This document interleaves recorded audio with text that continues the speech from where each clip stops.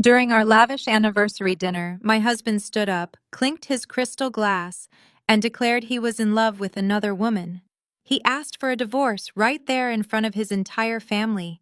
He expected me to shatter into a million pieces. He expected a screaming match. He never expected my chilling response.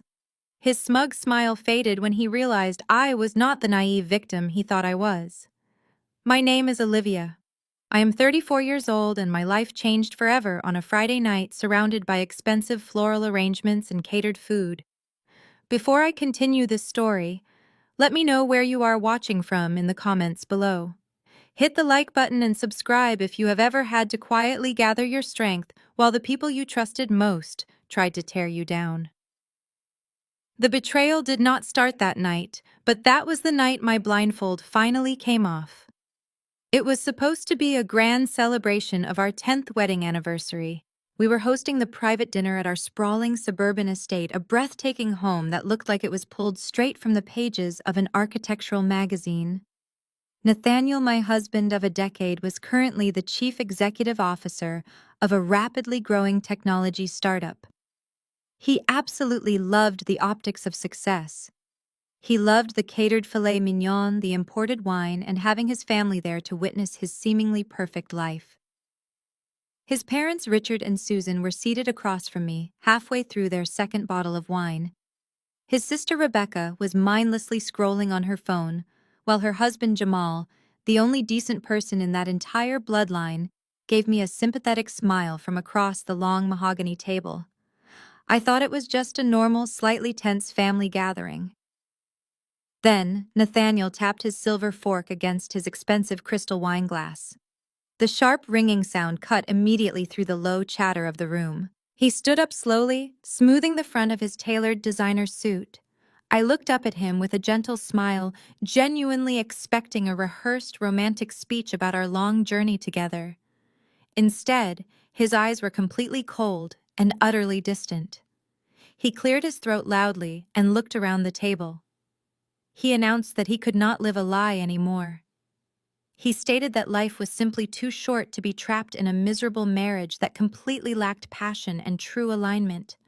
My heart pounded aggressively against my ribs, but I stayed perfectly still. Then he looked toward the grand entryway of our formal dining room. Right on cue, Brittany walked in. Brittany was 26 years old and the newly appointed public relations director for his company. She was wearing a sleek, revealing designer dress that probably cost more than my first car. She walked right up to the head of the table with absolute confidence, and Nathaniel proudly wrapped his arm tightly around her waist. He kissed her right there in my dining room in front of my catered dinner. When he finally pulled away, he looked down at me with a sickeningly triumphant expression.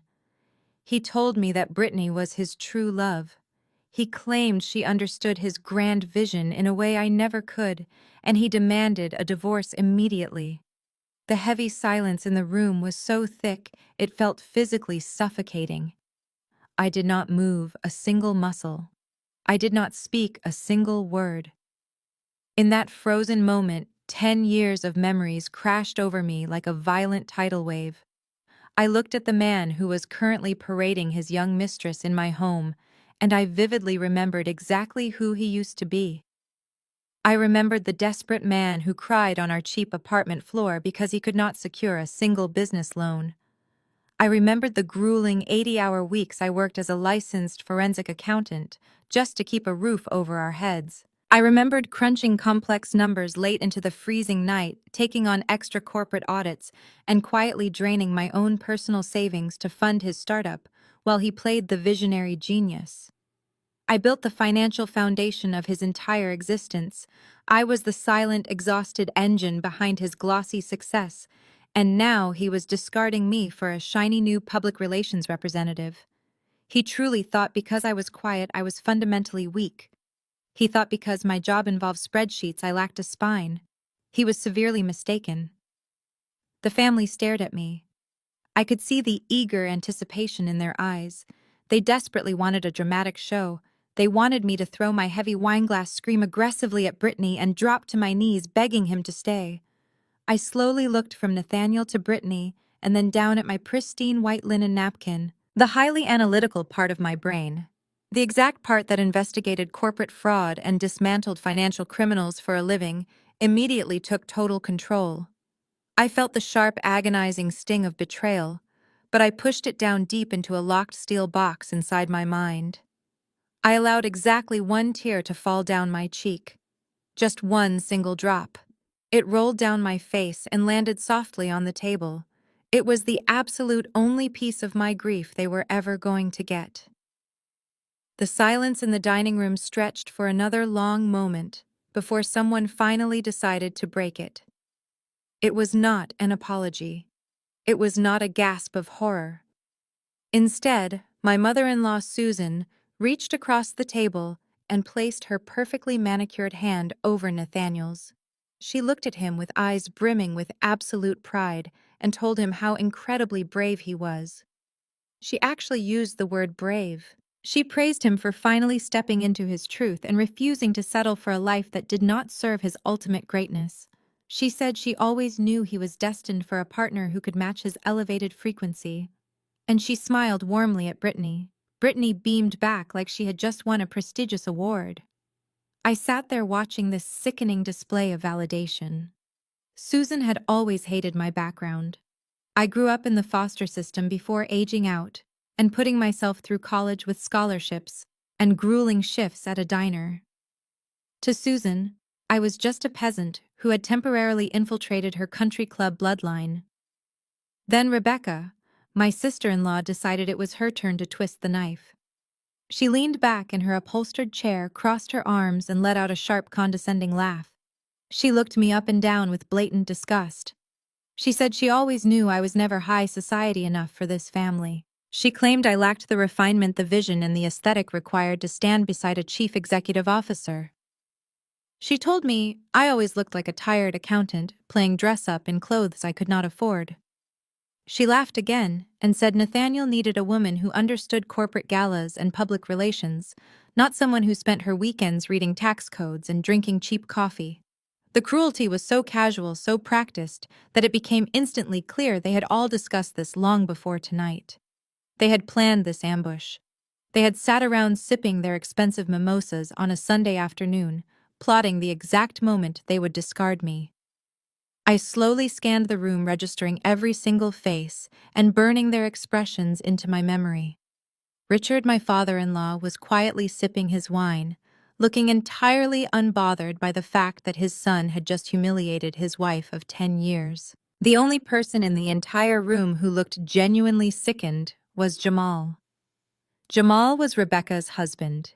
He was 34 years old, an African-American man who worked as a director of risk management at a major downtown bank.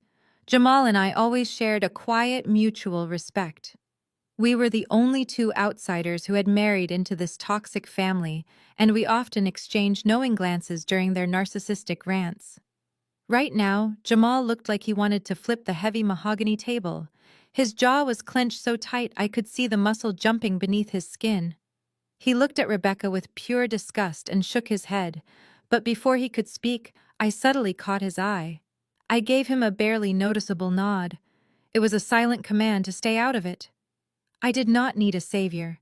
I needed them to keep talking so I could gather every piece of evidence I needed for what was about to come. They all thought my silence meant I was broken. They mistook my stillness for surrender. Nathaniel puffed out his chest, clearly emboldened by his mother's praise and his sister's venom. He told me it was time to be an adult about this. He said he did not want to make things ugly, but he was moving forward with Brittany, and I needed to understand that the tech startup and this lifestyle belonged to him.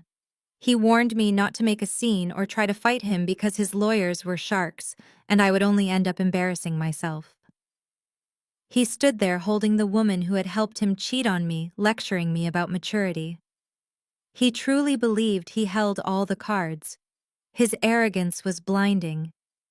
He thought I was just going to pack a small suitcase and fade quietly into the background while he enjoyed the fruits of my endless labor. He underestimated my intelligence because he was too busy admiring his own reflection. He expected tears and a desperate emotional breakdown. Instead, I offered him absolutely nothing. I reached up with a steady hand and wiped the tear from my cheek. I took a slow, deep breath, feeling the cold, analytical power return to my veins. I did not raise my voice. I did not throw an insult. I simply looked into Nathaniel's arrogant eyes and asked the one question he never anticipated. "Where are the papers?" Nathaniel blinked. For a fraction of a second, his arrogant facade slipped. He had spent weeks preparing for a massive, hysterical fight.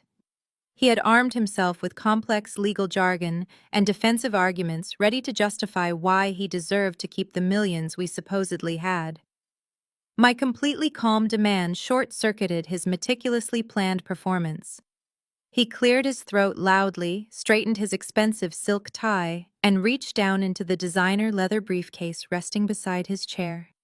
He pulled out a thick manila envelope and dramatically slid a perfectly bound document across the polished mahogany table. It stopped right next to my pristine white napkin. He leaned forward, resting his elbows on the table, and laced his fingers together. He explained in a condescending tone that this was a post-nuptial agreement acting as a fast-track divorce settlement. He stated very clearly that he would be retaining full ownership of the technology startup, the investment portfolios, and the primary bank accounts. He claimed that since he was the chief executive officer, the wealth was solely generated by his intellect and his public relations efforts alongside Brittany. He graciously offered me a modest payout to help me get back on my feet. Susan leaned forward, her eyes gleaming with malicious anticipation. Rebecca stopped scrolling on her phone, completely captivated by the drama. They were all waiting for me to scream. They were waiting for me to throw the document back in his face and threaten to take half of his empire. Brittany even adjusted her posture, ready to play the victim the moment I raised my voice. Instead, I calmly reached into my tailored blazer and pulled out my favorite heavy metallic pen. It was a pen I had bought for myself after passing my rigorous forensic accounting certification exams. I did not bother reading the first page. I did not scan the asset division clauses. I simply flipped to the last page, where a note indicated the signature line. As a licensed forensic accountant, I knew something Nathaniel clearly did not. A divorce settlement signed when one party is actively hiding fraudulent financial data is not just voidable, it is practically a criminal confession on paper. I also knew that by signing it so quickly, I was giving him a false sense of absolute security. Arrogant men make their biggest and most fatal mistakes when they completely believe they have won. I uncapped my pen and signed my name with a smooth, steady hand. The scratching sound of the pen tip echoed loudly in the painfully quiet dining room. I placed the pen back in my pocket, closed the document, and slid it back across the table toward him. Nathaniel stared at the signed paper, looking utterly confused. His brow furrowed deeply. He looked up at me and asked why I was not even going to read the terms before signing my life away. I stood up slowly, smoothing the wrinkles from my skirt.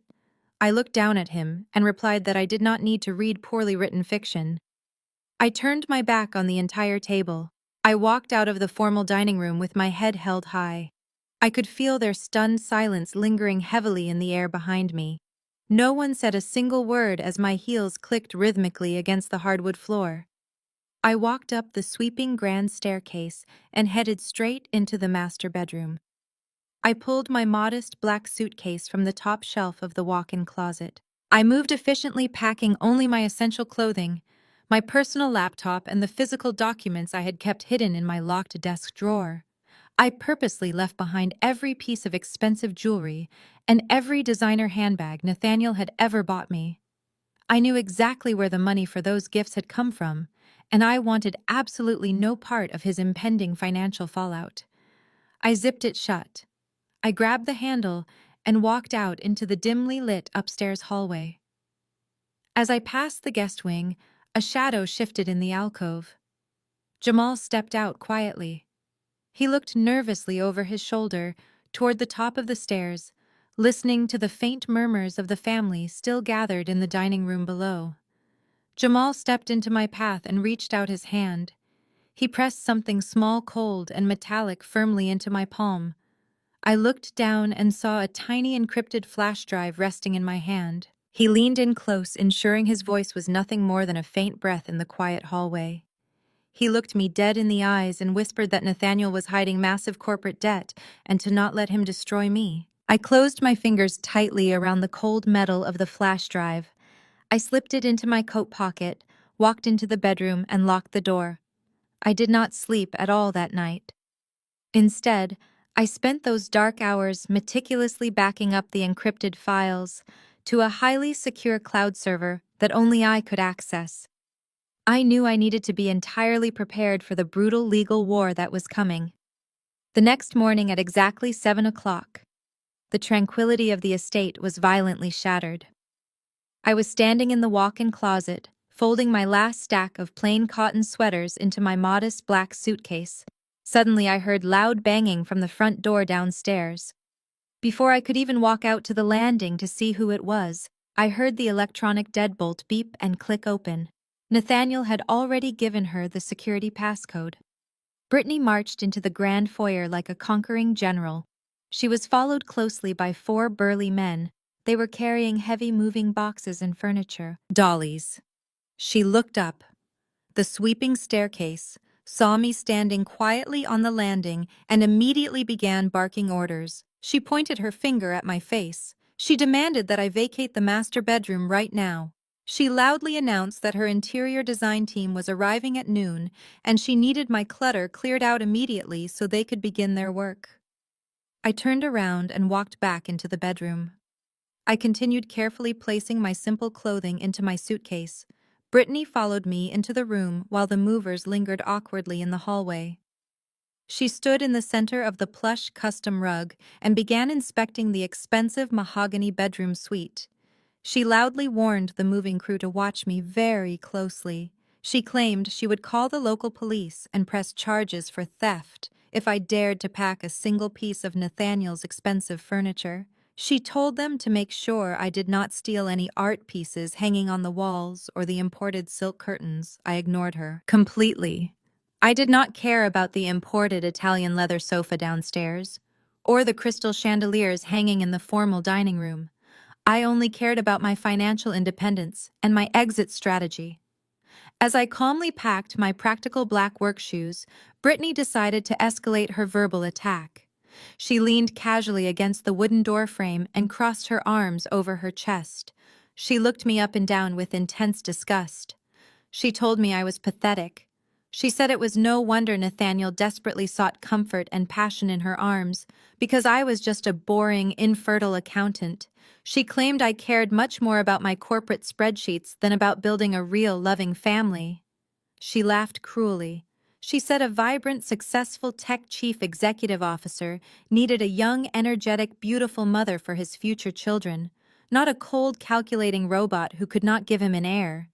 The cruel jab about my infertility was a highly calculated low blow Nathaniel and I had struggled for several years to conceive.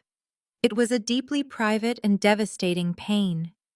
It was information he had clearly weaponized and shared with his young mistress, just to make her feel utterly superior to me. But her vicious words did not break me. They only solidified my absolute resolve to destroy them both, financially and legally. I calmly zipped up my small suitcase and pulled the metal handle up with a sharp, decisive click. Brittany took a step back as I rolled my bag toward the bedroom door. She smugly rubbed her hand along the doorframe, acting as if she already owned everything she touched. She proudly bragged that she was going to completely gut the entire house, starting tomorrow morning. She detailed how she planned to tear down the historic crown molding rip out the original dark hardwood floors and replace absolutely everything with a modern minimalist aesthetic. She smiled wickedly and said the renovation was going to cost hundreds of thousands of dollars, but Nathaniel insisted. His true love deserved the absolute perfect dream home. I stopped at the top of the stairs and looked back at her standing proudly in the bedroom. I did not argue with her. I did not scream or tell her she was making a huge mistake. I just offered her a very small, genuinely polite smile. I smiled because as I listened to her loudly boast about her grand expensive renovation plans, I held a massive real estate secret. She and Nathaniel were completely blind to the truth. She was bragging about spending hundreds of thousands of dollars, but she had absolutely no idea whose house she was actually standing in. I turned my back on Brittany and walked down the sweeping staircase for the very last time. The moving crew scrambled out of my way as I pulled my modest black suitcase through the grand foyer. They watched me with wide eyes, clearly sensing the intense negative energy radiating from my entire body, but they wisely chose to remain completely silent as I walked past them. I pushed the heavy oak front door open and stepped out into the crisp morning air. My reliable paid-off sedan was parked at the end of the long circular driveway. It was completely overshadowed by Nathaniel's absurdly expensive imported sports car, but I did not care. I popped the trunk, tossed my suitcase inside, and slid into the driver's seat. As I started the engine, I looked at the sprawling estate through my rearview mirror. Brittany thought she was the queen of a castle she had just stolen, but she was severely mistaken. I bought that house 5 years ago. Nathaniel always bragged to his friends that his startup had finally made enough money to secure a multi-million-dollar mortgage. That was a fabrication. When we were house hunting, his credit was destroyed from maxing out personal cards to fund his early projects. The banks practically laughed in his face, but my financial record was flawless. As a forensic accountant, my annual performance bonuses were substantial. I quietly formed an anonymous limited liability company in a privacy-friendly state. I used my own money to purchase the estate outright in cash under the corporate name. I structured a lease agreement making Nathaniel the official tenant. For 5 years, he had been paying rent directly into my corporate account. He fully believed he was paying a private mortgage broker. In reality, he was just covering the property taxes and padding my investment portfolio. Since the house belonged to my corporation, it was shielded from marital assets. The fast-track divorce settlement he forced me to sign only surrendered my rights to his supposed wealth. It never touched my private holding company. Brittany could plan all the renovations she wanted, but she was legally standing on my property. The moment I decided to terminate the lease, she would be thrown out onto the street. I drove away from the suffocating suburbs and headed straight into the bustling heart of the city. I had already secured a stunning penthouse unit in a highly secure luxury high-rise building downtown. I unlocked the heavy door to my new sanctuary and walked into the expansive living room. The floor-to-ceiling windows offered a breathtaking panoramic view of the city skyline. The space was completely quiet, immaculately clean, and most importantly, it was entirely mine. I did not even bother unpacking my clothes. I walked straight over to the sleek glass dining table, opened my leather briefcase, and pulled out my heavy-duty work laptop. I immediately connected to my private encrypted server and took a deep, steadying breath. I reached into my coat pocket and pulled out the tiny metallic flash drive Jamal had slipped into my hand the night before. Jamal was an incredibly smart man. If he was nervous enough to risk his lucrative banking career by handing me internal data, I knew the information had to be catastrophic. I plugged the drive into the port and launched my military-grade decryption software. The progress bar moved agonizingly slowly across the screen. When the secure folders finally unzipped, I started opening the dense financial spreadsheets. My eyes darted across the rows of complex data. What I saw on the screen made my blood run completely cold. Nathaniel was not just running a struggling technology startup. He was actively orchestrating a massive financial fraud. Using my specialized training, I quickly traced a complex web of shell companies and offshore bank accounts hidden in the Cayman Islands. He had been quietly siphoning millions of dollars out of his own corporate treasury for the last 18 months. The funds he claimed were being utilized for software research and development were actually being wired directly to an untraceable private account. I cross-referenced the withdrawal dates with the internal bank invoices Jamal had saved. The sickening truth revealed itself in bright red numbers. Nathaniel was aggressively draining the company dry to fund his secret life. He was not just buying expensive dinners. I found digital receipts for luxury sports cars, exclusive tropical vacations, and hundreds of thousands of dollars in high-grade diamonds, all purchased under Brittany's name. He was systematically robbing his wealthy investors to buy the affection of his young public relations director. I stared at the glowing screen, knowing I would use every spreadsheet to put him in federal prison. My cell phone suddenly vibrated violently against the sleek glass of my dining table, shattering the quiet atmosphere of my new penthouse. I slowly pulled my eyes away from the damning financial spreadsheets and glanced down at the bright screen. The caller identification displayed the name of my mother-in-law, Susan. I took a deep, steadying breath, allowing the cold logic of my profession to completely settle my nerves before I answered the call. I did not even get the opportunity to offer a polite greeting. Susan immediately launched into an incredibly aggressive and loud tirade. Her voice was shrill, demanding, and dripping with absolute entitlement. She loudly informed me that since I was no longer a welcomed member of their prestigious family, I was legally obligated to return the vintage diamond necklace she had given me on my wedding day.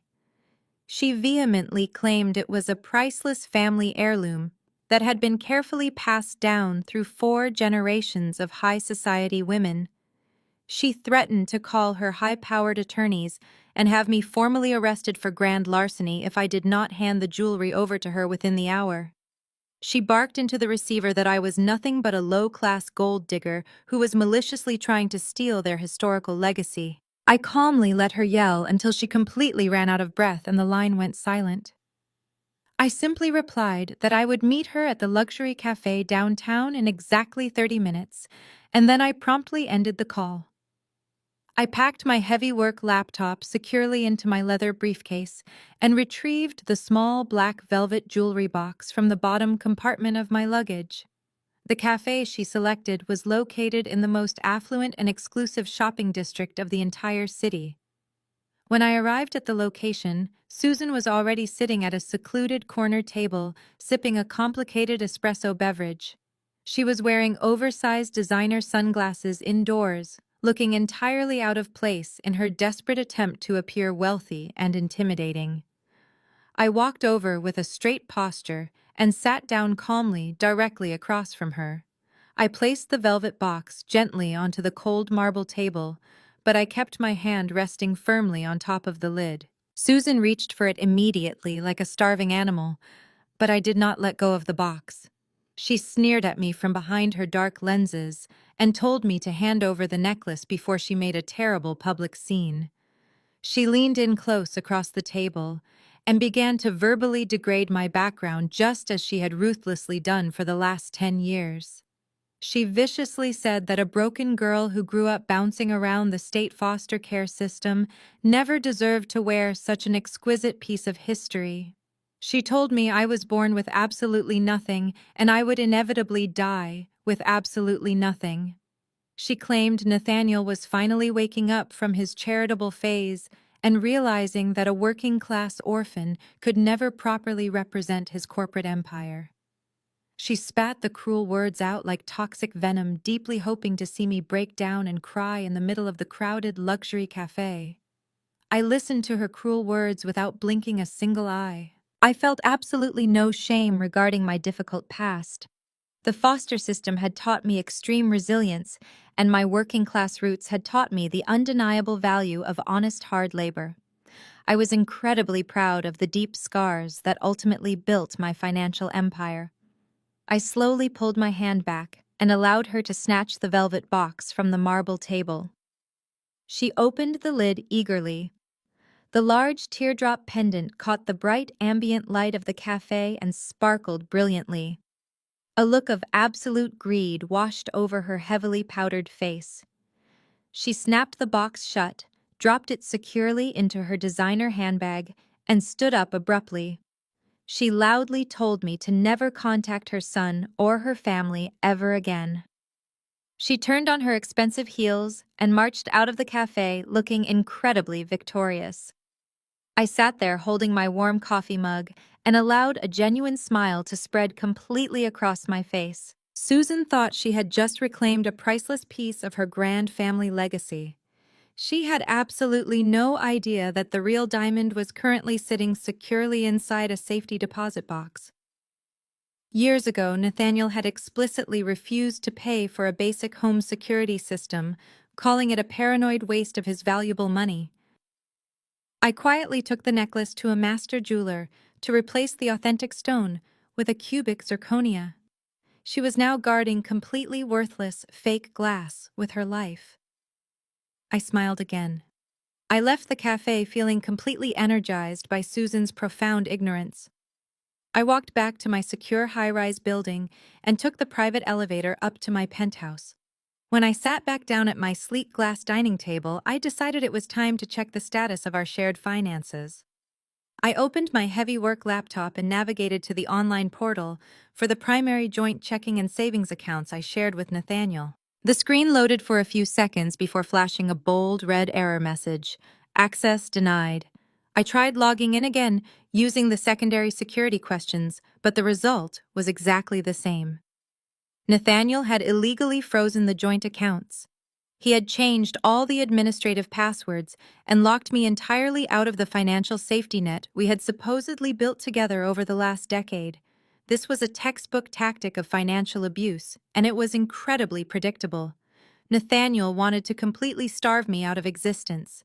He knew the fast-track divorce settlement he had presented at our anniversary dinner was heavily skewed in his favor, and he assumed I would eventually try to fight it in court. By abruptly cutting off my access to our shared money, he believed he was severely crippling my ability to survive day to day, let alone hire a competent divorce attorney to contest his outrageous demands. He wanted me desperate. He wanted me begging him for basic grocery money so I would be forced to accept his pathetic settlement offer just to keep a roof over my head. He honestly thought I was financially dependent on his tech startup wealth. He was so completely absorbed in his own grandiose ego that he never once bothered to look at my actual income. During our 10-year marriage, I was the one meticulously managing the household budget, while he recklessly spent his venture capital on flashy public relations stunts and lavish parties. Because he found my forensic accounting career incredibly boring, he never asked about my annual performance bonuses or the highly lucrative independent consulting contracts I regularly took on the side. I had quietly amassed a massive private reserve in completely separate bank accounts, securely held under my own name, entirely out of his reach. I did not need a single penny of his tainted money to fight this impending war. I had my own vast financial resources, and I was more than ready to deploy them against him without mercy. I picked up my cell phone and quickly dialed a very specific private number. I did not call a standard family law practitioner who would merely argue over alimony. I directly called Harrison Cole. Harrison was universally known as the most ruthless and terrifying corporate litigation attorney in the entire city. He specialized in dismantling fraudulent corporate executives and tearing apart complex financial structures. His massive upfront retainer fee alone would have made Nathaniel sweat profusely, but I paid it upfront without a single moment of hesitation. When Harrison answered the phone, his voice was incredibly sharp and deeply professional. I calmly explained the entire situation regarding the hidden offshore accounts, the stolen corporate funds, and the fast-track divorce settlement Nathaniel had arrogantly pushed across the dining room table. Harrison immediately recognized the massive legal leverage we currently possessed. He offered to file an emergency injunction to unfreeze the joint accounts and drag Nathaniel into a brutal public hearing by the end of the week. I firmly told him no. I explicitly instructed Harrison to stay completely in the shadows for now. I wanted Nathaniel to genuinely believe his starvation tactic was working perfectly. I wanted him to think I was entirely unrepresented, terrified, and completely incapable of fighting back against his aggressive legal team. Let him operate under the absolute false assumption that he was the smartest person in the room. Harrison chuckled darkly and fully agreed to the stealth strategy. We began quietly drafting the elaborate legal trap that would eventually obliterate Nathaniel's entire existence. As I was confirming the final billing details of Harrison's retainer agreement, a sharp notification tone echoed loudly from my laptop speakers. I minimized the banking portal window and opened my personal email inbox. An automated message had just arrived from the Human Resources Department of Nathaniel's technology startup. The subject line was written in cold, formal corporate language. I clicked on the message and quickly scanned the brief paragraph. It was an official termination of benefits notice. Nathaniel had maliciously canceled my comprehensive health insurance policy, effective immediately. He was not just trying to bankrupt me, he was actively trying to strip away my fundamental security, leaving me completely vulnerable. He was playing a very dangerous game, and I was finally ready to end it. Nathaniel's aggressive financial tactics were unfortunately just the beginning of their coordinated attack. Since his cowardly attempts to starve me out were secretly failing, he decided to deploy his new public relations director to destroy my character. Brittany was exceptionally skilled at manipulating public perception, and she quickly found her perfect stage on social media. 2 days after my health insurance was maliciously canceled, I received a text message from a concerned former colleague. The message contained a direct link to a viral video on a popular social media platform. I clicked the link and watched as Brittany's face filled my computer screen. She was sitting in the back of Nathaniel's imported sports car, wiping away fake tears. She recorded a highly dramatic 3-minute monologue claiming she had bravely rescued a brilliant tech chief executive officer from a profoundly toxic and financially abusive marriage. She painted a completely fabricated picture of me. She described an imaginary lazy wife who refused to work, spent his hard-earned corporate money frivolously, and coldly denied him any emotional warmth. She carefully omitted my name, but her followers quickly pieced the highly specific details together. The video had already amassed over 2 million views by the time I watched it. Brittany did not stop there. Over the next 48 hours, she launched a relentless digital campaign, painting herself as the ultimate savior. She posted highly edited clips of the luxury estate, falsely claiming I had hoarded all the wealth while forcing Nathaniel to sleep in the guest room. The comment sections were absolutely flooded with thousands of strangers brutally attacking my character. They called me a gold digger, a parasite, and a textbook narcissist. Brittany's narrative was heavily curated to generate maximum outrage. As a licensed forensic accountant, my entire professional reputation was meticulously built on strict integrity and absolute trustworthiness. Having millions of people falsely accusing me of financial abuse was not just a minor personal annoyance, it was a legitimate threat to my highly lucrative career. My corporate clients required absolute discretion and untarnished public records. I could have easily panicked. I could have aggressively posted my own videos desperately trying to defend myself to a mob of angry strangers, but I knew that reacting emotionally was exactly what Brittany desperately wanted. Instead of crying, I approached the viral videos with the exact same cold calculation I used during a massive corporate audit. I opened a fresh encrypted folder on my secure server and meticulously documented absolutely everything. I did not just save the video files, I utilized specialized software to capture the exact metadata, the timestamps, the specific engagement metrics, and the localized viewer demographics. I took thousands of high-resolution screenshots of her most damaging claims.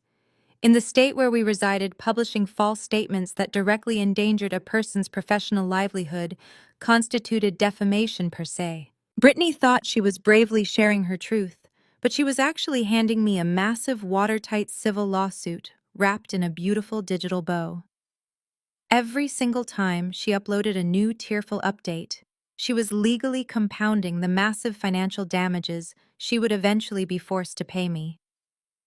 I spent hours cataloging her digital footprints, feeling a deep sense of satisfaction.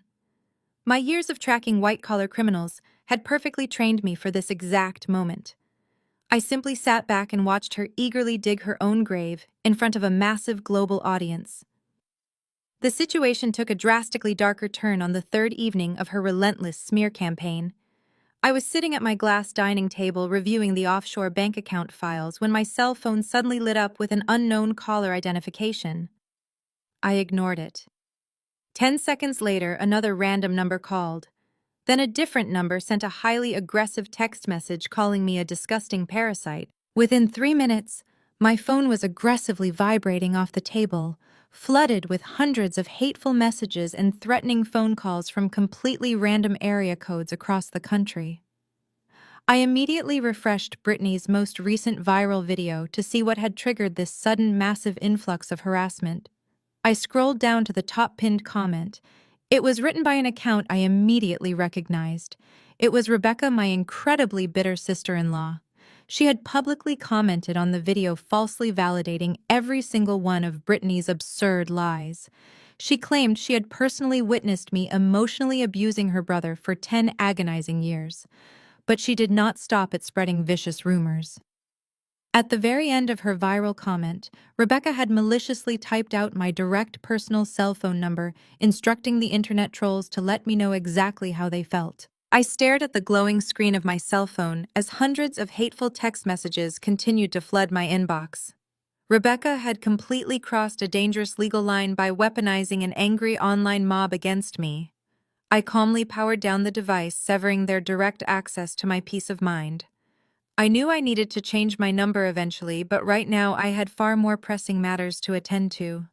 My secondary encrypted work phone suddenly chimed from inside my leather briefcase. Only a handful of trusted corporate clients and one specific family member possessed that highly secure number. I pulled the device out and opened the encrypted text application. It was a brief message from Jamal. He asked me to meet him immediately at an underground parking garage located 3 blocks away from my high-rise building. He explicitly stated that he had left his own personal cell phone at his house, so his location could not be digitally tracked by his wife. I threw on a heavy trench coat, grabbed my briefcase, and walked the short distance to the designated meeting spot. The concrete garage was dimly lit and completely deserted at this late hour. Jamal was leaning against the cold cement wall next to his dark sports utility vehicle.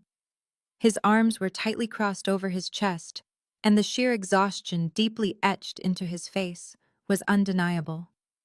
As an African-American man who had worked twice as hard as anyone else to become a director of risk management at a prestigious downtown bank, Jamal had zero tolerance for financial foolishness. He was a man deeply rooted in logic and unwavering moral integrity. When I approached him, he did not offer a polite greeting. He simply looked at me with eyes full of absolute quiet fury. Jamal told me that he had spent the entire weekend conducting a thorough forensic sweep of his own personal household finances. What he discovered had completely shattered his marriage. Rebecca had always been incredibly jealous of Nathaniel's supposed entrepreneurial success. She desperately wanted to be seen as a crucial angel investor in his upcoming $50 million initial public offering. Jamal explained that his wife had secretly forged his signature on multiple financial documents. She had systematically drained their 7-year-old daughter's entire college savings fund. She took every single penny they had diligently saved and illegally wired it directly to Nathaniel's failing tech startup. She framed it as a massive personal loan, fully expecting a massive return on investment when the company went public next week. Jamal clenched his fists so tightly his knuckles turned completely pale. He said she stole their child's future just to buy her brother's toxic validation. I listened in completely stunned silence. I knew Nathaniel was aggressively draining his investors, but I never imagined Rebecca would actively participate in the financial slaughter of her own immediate family. Jamal looked at me and stated clearly that he was entirely done playing the supportive husband to a woman who possessed absolutely no moral compass. He refused to let his daughter suffer because of their narcissistic greed. He told me he was quietly filing for full custody and a brutal divorce, but he needed my specialized help to ensure Rebecca and Nathaniel could never touch his remaining assets. We stood together in the freezing underground garage and officially formed an incredibly dangerous underground alliance. We were the two outsiders, the only two people who had ever truly worked for our wealth, and we were now ready to burn their toxic family empire to the completely ground. I explained my master plan regarding the offshore accounts and the impending civil lawsuits, Jamal nodded in absolute agreement. He told me that my current financial data was excellent, but I was still missing the final nail in the coffin. To completely destroy a corporate executive before a massive public offering, I needed irrefutable proof of internal corporate fraud, straight from the source. Jamal reached into the inner pocket of his wool overcoat. He pulled out a small folded piece of thick cardstock paper and handed it directly to me. I opened the heavy paper and stared at the sequence of complex alphanumeric characters neatly written in black ink. Jamal leaned in close and whispered that his banking institution had recently underwritten a small bridge loan for Nathaniel's company. During the routine risk assessment phase, Jamal had quietly memorized the highly restricted administrative credentials. He told me those were Nathaniel's direct Internet Protocol access codes to the primary financial mainframe of the startup. I smiled coldly at Jamal and thanked him for his incredible bravery and absolute trust. I held the heavy paper tightly, knowing he had just handed me the absolute power to legally execute my husband. I left the freezing concrete parking garage and practically sprinted the 3 short blocks back to my secure high-rise building. My heart was pounding aggressively against my ribs, but my mind was completely clear. I gripped the heavy cardstock paper in my pocket, like it was a winning lottery ticket. As soon as I walked into my penthouse, I locked the heavy steel deadbolt and rushed straight to my glass dining table. I opened my heavy work laptop and quickly booted up my highly customized forensic accounting software. I carefully unfolded the paper Jamal had given me and stared at the string of administrative credentials. My fingers hovered over the keyboard for a fraction of a second before I quickly typed the complex Internet Protocol access codes into the secure login terminal. The screen went entirely black for a tense moment before a green authorization prompt flashed brightly across the monitor. I was finally in. I had completely bypassed the external firewalls and successfully entered the primary financial mainframe of Nathaniel's technology startup. The sheer volume of digital records currently sitting in front of me would have easily overwhelmed a standard corporate accountant, but I was definitely not a standard accountant. I was a certified public accountant specifically trained to hunt down arrogant white-collar criminals who thought they were clever. Nathaniel always mocked my intensely meticulous nature. He used to laugh at me during lavish dinner parties, telling his wealthy friends that I was a human calculator, incapable of creative visionary thinking. He claimed I was overly obsessed with small technical details and completely blind to the big grand picture. As I began running highly complex data queries on his internal corporate ledgers, I realized his arrogant dismissal of my professional skills was his absolute greatest miscalculation. My intense lifelong obsession with meticulous details was exactly what was going to put him in a federal penitentiary. I started the thorough investigation by cross-referencing the hidden offshore bank account numbers Jamal had previously provided with the official corporate expense reports. It took me less than 45 minutes to uncover a massive and highly coordinated scheme of aggressive wire fraud. Nathaniel was utilizing a series of completely fake vendor invoices to deliberately justify transferring hundreds of thousands of dollars out of the company treasury. He was actively writing off Brittany's luxury sports cars, exclusive vacations, and expensive diamond jewelry as legitimate corporate marketing expenses. The resulting tax evasion implications alone were absolutely staggering and undeniably criminal. But the deeper I dug into the encrypted private files, the more terrifying the financial reality became. He was not just stealing a small fraction of the quarterly profits. He was fundamentally destroying the entire organizational structure from the inside out. I opened a highly restricted digital folder labeled Series B Funding and carefully examined the original capital investment contracts. My highly trained eyes immediately caught a glaring inconsistency in the electronic digital signatures. I pulled up the official public corporate filings and placed them side by side on my large monitor. The executive signatures on his internal documents were completely fabricated. Nathaniel had aggressively forged the legal signatures of 2 major venture capitalists to fraudulently secure additional high-interest bridge loans from several downtown banking institutions, including Jamal's Bank. He was actively using new illegal corporate loans to quietly pay off the massive compounding interest on his older illegal loans. It was a textbook Ponzi scheme meticulously hidden behind the glamorous, wealthy facade of a booming technology startup. The sun was slowly beginning to rise over the city skyline, but I did not feel a single ounce of fatigue. I finally compiled all the raw financial data into a comprehensive master balance sheet to accurately determine the actual current valuation of his entire company. When the final analytical algorithm finished processing, the numbers appeared on the screen in bright, bold red font. I leaned back in my chair and let out a sharp, heavy breath of absolute disbelief. Nathaniel's tech company was practically and undeniably bankrupt. The massive corporate bank accounts he constantly bragged about to his naive family were completely empty. The upcoming $50 million initial public offering he was planning to celebrate on Friday was built entirely on a fragile, fraudulent house of cards. He was preparing to sell a completely hollow shell of a company to a major tech conglomerate.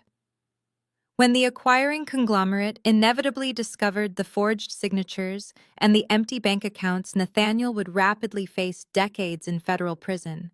He truly thought he was freely discarding me so he could enjoy his massive wealth with a much younger woman.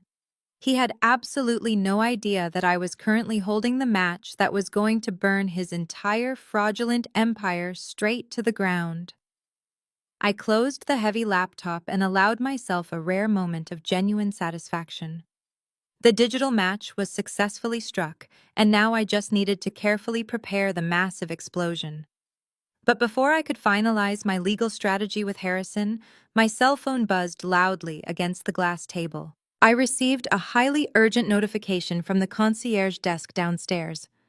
A legal courier had just dropped off a thick, certified envelope requiring my immediate signature. I took the private elevator down to the lobby, signed the digital pad, and carried the heavy envelope back up to my penthouse. I ripped open the thick paper and pulled out a stack of highly aggressive legal documents. It was a formal letter from Nathaniel's high-priced divorce attorney. The legal documents were explicitly designed to terrify a normal person. His attorney aggressively threatened to drag me through a brutal multi-year financial discovery process. He claimed they would subpoena every single personal bank account, every corporate client file, and every business contract I had ever touched in my entire career. He promised to make my daily life an absolute living nightmare unless I immediately signed a strict total non-disclosure agreement. The agreement demanded my absolute silence regarding the inner workings of his tech startup, his personal finances, and his relationship with Brittany. He was desperately trying to gag me before his initial public offering went live on Friday. He knew his fraudulent empire was fragile, and he viewed me as a liability.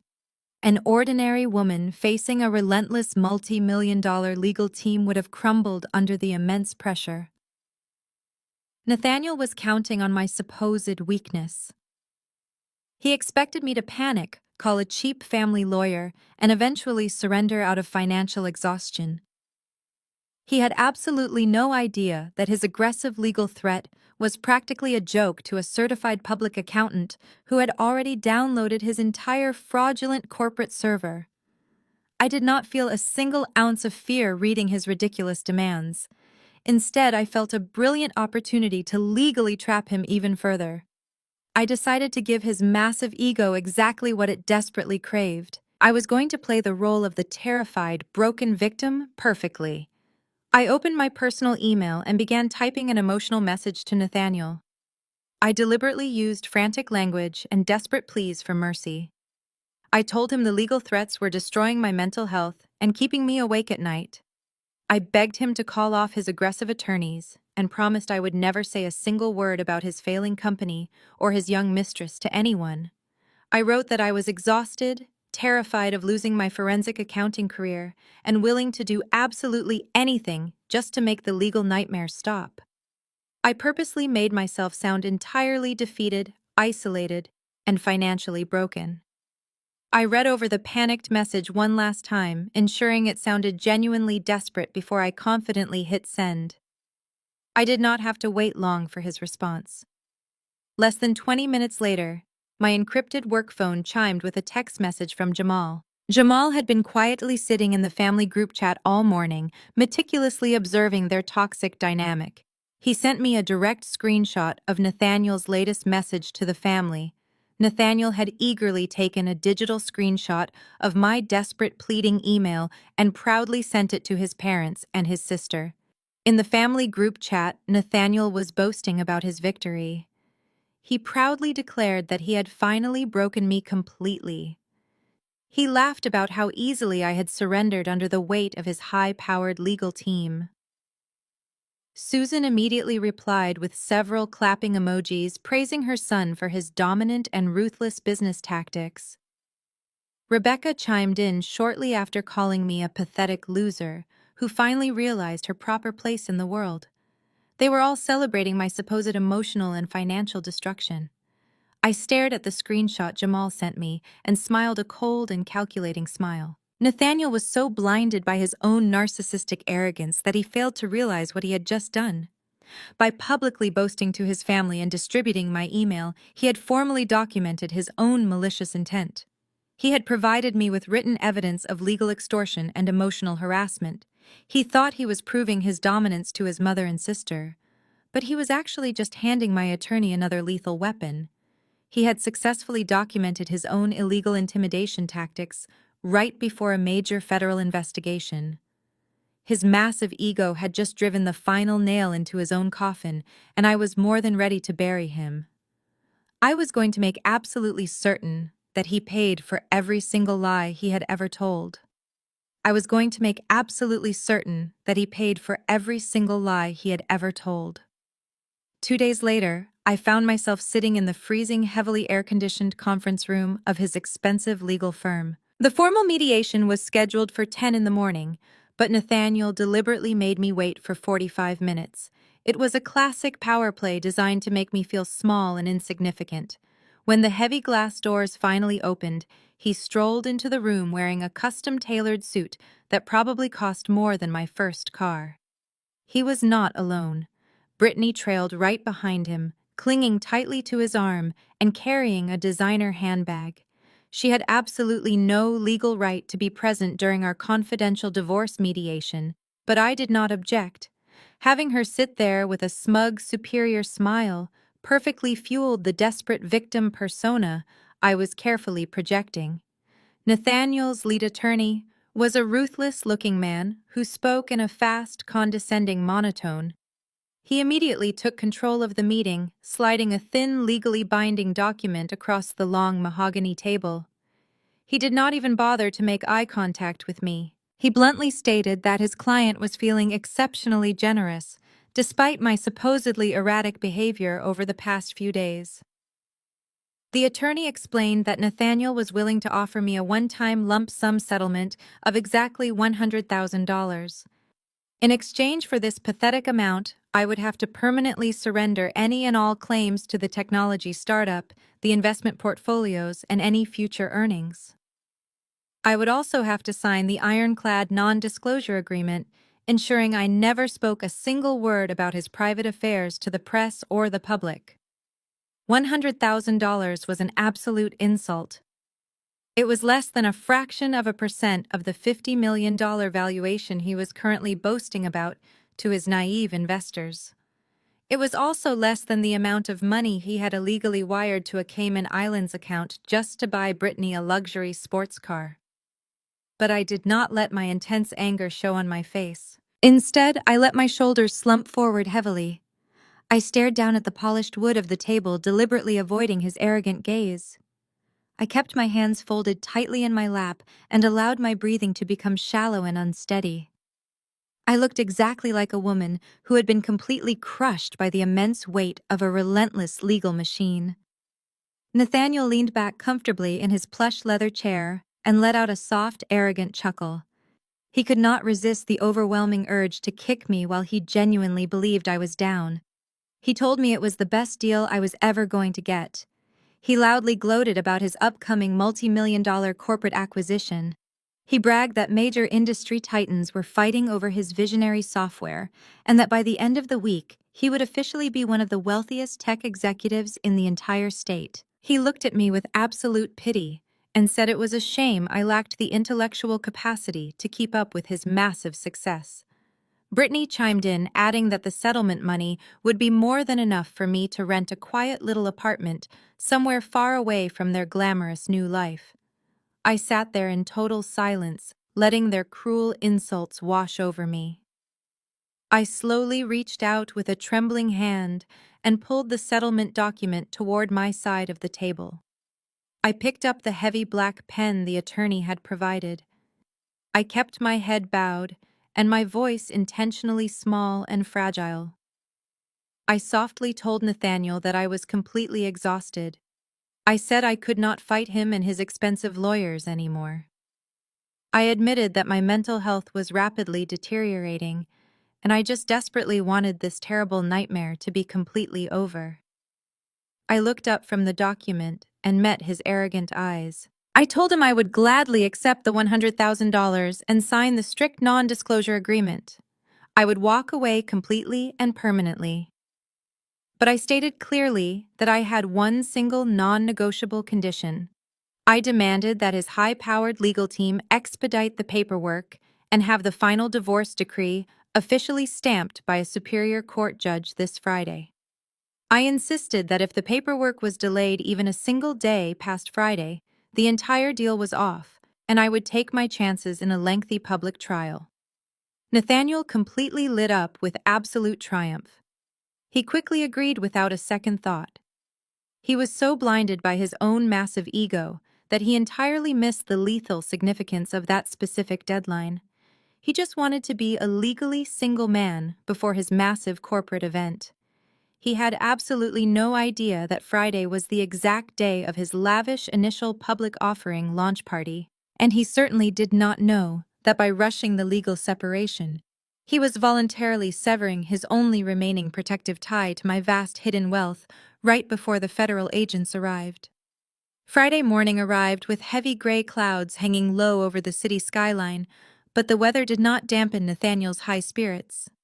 We stood together in the sterile, brightly lit courtroom of the Superior Court judge. Nathaniel was practically vibrating with eager anticipation. He wore a tailored charcoal suit specifically chosen for his massive initial public offering launch party, scheduled for that exact same evening. His attorney stood next to him looking equally smug as he handed the final fast-track settlement documents directly to the court clerk. I stood quietly on the opposite side of the heavy wooden table, wearing a modest gray dress. I kept my shoulders slumped, maintaining my carefully constructed facade of a completely broken woman. The honorable judge peered down at us over her thick reading glasses. She briefly reviewed the heavily expedited paperwork, noting the highly unusual speed of our financial settlement. She asked one final time if I fully understood the permanent legal implications of signing away my marital rights for a mere $100,000. I kept my voice intentionally soft and trembling as I verbally confirmed my formal agreement. I told the judge I just wanted to move on with my life peacefully.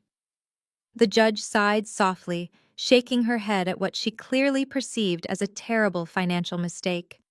She picked up her heavy wooden gavel and struck the dark-sounding block. With a loud, definitive thud, she declared our 10-year marriage completely dissolved. She stamped the final divorce decree with thick red ink, severing our legal ties forever. Nathaniel let out a sharp, audible breath of absolute relief. He vigorously shook his attorney's hand, flashing a brilliant, triumphant smile. He looked over at me with eyes full of arrogant pity. He mockingly wished me the best of luck in my quiet little life and warned me to spend my meager settlement money wisely.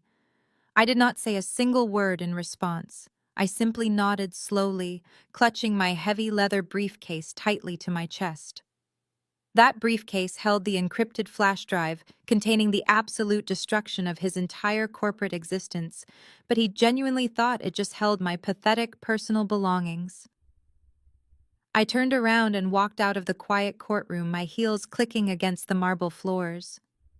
When I pushed through the glass doors and stepped out onto the concrete steps, Brittany was eagerly waiting for us.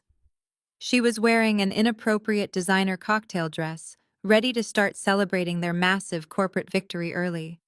When she saw me walk out alone, she immediately strutted over, blocking my path to the parking lot. She crossed her arms and let out a loud, obnoxious laugh that echoed across the plaza. Brittany sneered at me and loudly congratulated me on finally accepting my inevitable defeat. She maliciously bragged that she and Nathaniel were heading straight to the luxury venue to prepare for the biggest night of their lives. She told me they were going to be filthy rich by midnight while I sat alone in a cheap apartment eating microwave dinners. She whispered that I should use my settlement money to buy decent clothes because I looked pathetic. Nathaniel walked out of the courthouse doors just in time to catch her cruel performance. He did not stop her. He wrapped his arm around her waist and kissed her deeply, right in front of me. They laughed together, acting like victorious villains in a cheap movie. I maintained my absolute silence. I did not flinch. I did not cry. I simply walked around them and headed straight toward my reliable paid-off sedan parked at the far edge of the crowded lot. I unlocked the door, slid into the driver's seat, and pulled the heavy door shut. The loud click of the automatic locks echoing in the quiet cabin was the absolute best sound I had heard all week. The very second I was safely isolated inside my car, my entire demeanor violently shifted. The slumped shoulders vanished completely. The fragile trembling completely stopped. The terrified victim persona instantly evaporated, leaving behind nothing but pure, ice-cold determination. I opened my heavy leather briefcase and pulled out the thick dossier of irrefutable financial evidence I had meticulously compiled. I reached into my pocket and retrieved my highly secure encrypted work phone. I quickly dialed a highly specific unlisted federal number. A stern automated voice answered the call, prompting me for a directory option. I pressed the corresponding number and waited patiently for a human agent. When the federal agent finally answered, I calmly stated that I possessed irrefutable documentary evidence of massive wire fraud, tax evasion, and forged investor signatures regarding a highly publicized tech startup. I was making an official anonymous tip to the Securities and Exchange Commission. The federal agent on the other end of the secure line was initially quite skeptical. They receive hundreds of bitter divorce-related calls every single week from angry spouses seeking petty revenge. But I did not give them emotional complaints. I gave them exact offshore routing numbers, specific transaction dates of forged investor signatures, and the precise federal statutes Nathaniel had blatantly violated. I spoke the cold, clinical language of a licensed, certified public accountant. The agent's tone immediately shifted from dismissive board routine to highly alert urgency. He gave me a secure direct digital drop link and a physical mailing address for the regional field office. I ended the call, placed the encrypted phone back into my pocket, and drove straight back to my secure high-rise building. The gray clouds above the city were finally breaking apart. It was time to build the ultimate trap. When I arrived at my penthouse, I transformed my sleek glass dining table into a highly classified tactical war room. I opened my heavy leather briefcase and pulled out my primary work laptop. For the next 14 hours, I did not eat or sleep a single wink. I sat in complete focused silence, meticulously compiling every single piece of financial evidence into a devastatingly clear narrative. I drafted a highly comprehensive 300-page investigative dossier detailing every single crime. I painstakingly cross-referenced every fraudulent wire transfer with the exact corresponding Internal Revenue Service tax codes regarding intentional tax evasion and offshore asset hiding. I mapped out the forged venture capital bridge loans, directly linking them to severe Securities and Exchange Commission violations concerning fraudulent initial public offerings and deceptive corporate practices. I made absolutely sure my financial analysis was entirely bulletproof. I did not just provide raw, confusing data for them to slowly decipher. I spoon-fed the federal investigators a fully completed criminal case ready for immediate prosecution. I printed the entire 300-page document using my heavy-duty office printer. I punched holes in the thick stacks of warm paper and secured them tightly inside 3 massive black leather binders that felt incredibly heavy in my tired hands. I used bright red plastic tabs to highlight the specific fraudulent invoices Nathaniel had used to illegally purchase Brittany's luxury vehicles. I used bright blue plastic tabs to explicitly flag the forged signatures of the downtown banking executives, including the highly classified risk assessment documents Jamal had helped me verify. Every single page was perfectly organized, mathematically undeniable, and absolutely lethal to Nathaniel's entire corporate existence. I packed the heavy black binders into 3 secure waterproof shipping boxes and sealed them tightly with heavy industrial packing tape. Timing was the absolute most critical component of my entire master plan. I did not want Nathaniel to simply receive a polite federal audit notice in the mail next month. I wanted maximum public destruction. I wanted him pulled straight off his golden pedestal exactly when he felt the most untouchable. By utilizing a highly trusted overnight courier service, I guaranteed the physical boxes would land directly on the desks of the lead federal investigators by Tuesday morning. The digital copies were already rapidly uploading to the secure government server. This precise schedule gave the federal agents exactly 3 days to verify the offshore routing numbers and present my watertight evidence to a federal magistrate judge. By Thursday afternoon, the massive arrest warrants would be officially signed and sealed. By Friday evening, exactly when Nathaniel was hosting his lavish $50 million corporate acquisition gala in front of everyone, the trap would violently snap shut without warning. I carried the heavy cardboard boxes down to the lobby and handed them directly to the overnight courier. I watched the delivery truck pull away from the curb, feeling a profound sense of absolute peace and quiet satisfaction. The legal machinery was now officially in motion, and absolutely nothing could stop it. I returned to my penthouse and poured myself a glass of cold water. As I stood by the floor-to-ceiling windows looking out over the glowing city skyline, my encrypted work phone chimed with an urgent financial news alert. I tapped the glowing screen and opened the breaking notification. The major technology conglomerate that was preparing to purchase Nathaniel's startup had just issued a sudden and shocking press release to the public. Due to an anonymous tip regarding irregular bridge loans, the acquiring firm was immediately launching a formal and highly aggressive due diligence audit of his entire company. The audit was scheduled to conclude on Friday, perfectly aligning with the launch party. The ultimate countdown to his total destruction had officially begun. The ultimate countdown to his total destruction had officially begun. By Wednesday morning, the entire city was buzzing with the news of the upcoming Friday night gala. Nathaniel was hosting a massive luxury event at the most exclusive downtown ballroom to formally announce the $50 million acquisition of his technology startup. Despite the fact that his corporate accounts were completely drained, and he was secretly drowning in forged bridge loans, he had somehow managed to squeeze out one final line of credit to fund this extravagant party. He hired private celebrity chefs, imported thousands of rare exotic flowers, and rented a fleet of luxury vehicles for his executive team. He was determined to project the absolute perfect image of a highly successful self-made tech billionaire before the ink on the final acquisition contract was even dry. He genuinely believed that if he threw a big enough party, the acquiring conglomerate would completely ignore the glaring holes in his financial ledgers. That afternoon, I took the private elevator down to the lobby of my high-rise building to check my secure mail terminal. Nestled between a few standard utility bills was a thick, heavy envelope made of expensive textured cream paper. It did not have a standard printed mailing label. My name was written across the front in sweeping, elegant calligraphy.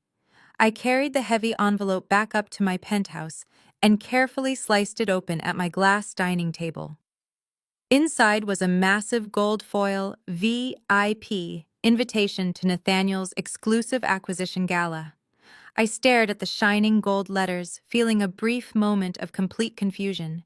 Nathaniel was arrogant, but he was not usually stupid enough to invite his freshly divorced forensic accountant ex-wife to a highly sensitive corporate event. Then, a small folded piece of matching cream stationery fell out of the thick envelope and fluttered softly onto the glass table. I picked up the small note and immediately recognized the heavily slanted handwriting. It was from my former mother-in-law, Susan, and my bitter sister-in-law, Rebecca. In an act of pure unadulterated sadism, they had secretly conspired to mail me a VIP pass to the event. The handwritten note was incredibly cruel. Susan wrote that she wanted me to see exactly what I had missed out on by being so small-minded and unsupportive. Rebecca added a vicious postscript, telling me to come watch Nathaniel publicly celebrate his true love, Brittany, and properly introduce her to high society. They desperately wanted me to stand quietly in the back of the crowded ballroom, wearing my practical work clothes, while the entire city celebrated my ultimate replacement. They were hoping to humiliate me one last time, to break whatever tiny fragments of my spirit they thought were still left standing. I read the toxic note twice, and then I actually laughed out loud. The bright sound echoed through my empty penthouse. They thought they were handing me a weapon of emotional destruction, but they had just personally delivered a golden ticket to the absolute greatest show on earth. I was not going to hide in my apartment and cry while federal agents raided his party. I was going to walk right through the front doors and watch his entire fraudulent empire burn to the ground from the absolute best seat in the house. I immediately pulled out my laptop and began making intense preparations. I did not just want to attend the gala, I wanted to completely dominate the room. I hired an elite professional hair and makeup team demanding their absolute best premium service for Friday evening. Then I went directly to an exclusive boutique downtown and purchased a breathtaking tailored red gown that commanded absolute power and attention. I genuinely wanted to completely obliterate the boring, invisible accountant persona they had constantly forced upon me. I walked back to my dining table and picked up the heavy gold foil invitation. I pulled out my favorite heavy metallic pen and checked the box marked attending with a sharp, decisive stroke. I sealed the RSVP card in the return envelope, knowing Susan and Rebecca were going to be absolutely horrified when they realized I actually had the nerve to accept their cruel trap. Once the envelope was sealed, I picked up my encrypted work phone and dialed a highly secure corporate number. I was not calling the federal agents this time. I was calling the lead due diligence investigator at the major technology conglomerate that was supposedly acquiring Nathaniel's company. The lead investigator answered on the second ring. I smiled coldly and told him I had some highly sensitive internal financial documents he absolutely and urgently needed to review before his chief executive officer signed a $50 million check on Friday night. Friday evening finally arrived, bringing a crisp, cool breeze to the bustling downtown streets. The luxury event venue Nathaniel had rented was absolutely spectacular. It was a massive historic ballroom adorned with cascading crystal chandeliers and towering pillars of imported white marble. A long velvet carpet was rolled out across the grand entrance, flanked by a fleet of expensive black vehicles. Paparazzi and local business journalists were gathered outside, eagerly taking photographs of the city elite as they arrived to celebrate the highly publicized tech acquisition. I sat quietly in the back of my hired luxury car, smoothing the fabric of my breathtaking tailored red gown. The dress was an absolute masterpiece of modern design, hugging every curve perfectly and radiating an undeniable aura of absolute power and fierce confidence. I paired it with sleek high heels and a bold crimson lipstick that perfectly matched the silk fabric. The elite hair and makeup team had completely transformed me. I no longer looked like the exhausted practical forensic accountant Nathaniel had so easily discarded. I looked like a woman who owned the entire building. My driver opened the door and I stepped out onto the bustling sidewalk. The cool evening air washed over me as I walked confidently up the marble steps and handed my gold foil invitation to the heavily armed security personnel standing at the grand entrance. The guard scanned the barcode, nodded respectfully, and pulled open the massive oak doors. I stepped inside the venue and instantly felt the heavy pulsating energy of the crowded room. Hundreds of wealthy investors, corporate executives, and socialites were mingling, holding delicate crystal champagne flutes and laughing loudly over the soft classical music playing in the background. I walked slowly down the sweeping grand staircase leading directly into the main ballroom. I did not try to blend into the shadows or hide in the corners. I kept my head held incredibly high, letting the vibrant crimson silk of my gown catch the bright ambient light of the chandeliers. It did not take long for people to notice me. The dull roar of casual corporate chatter slowly began to fade away as heads turned in my direction. Whispers started echoing rapidly through the crowded ballroom. People recognized me from the viral social media smear campaign Britney had so maliciously orchestrated. They expected to see a completely broken, pathetic woman crying alone in a cheap apartment. Instead, they saw a highly confident, striking woman radiating total control. The sudden shift in public perception was immediate and absolutely palpable. I scanned the large room and quickly spotted the family standing near the center stage. They were gathered around a massive, towering display of exotic white lilies. Nathaniel was holding a fresh glass of expensive bourbon, looking incredibly smug and self-satisfied. Brittany was clinging tightly to his arm, wearing an overly flashy silver-sequined dress that looked incredibly cheap under the harsh ballroom lighting. When Nathaniel finally looked up and saw me walking toward them, his entire body froze. His smug, arrogant smile completely vanished.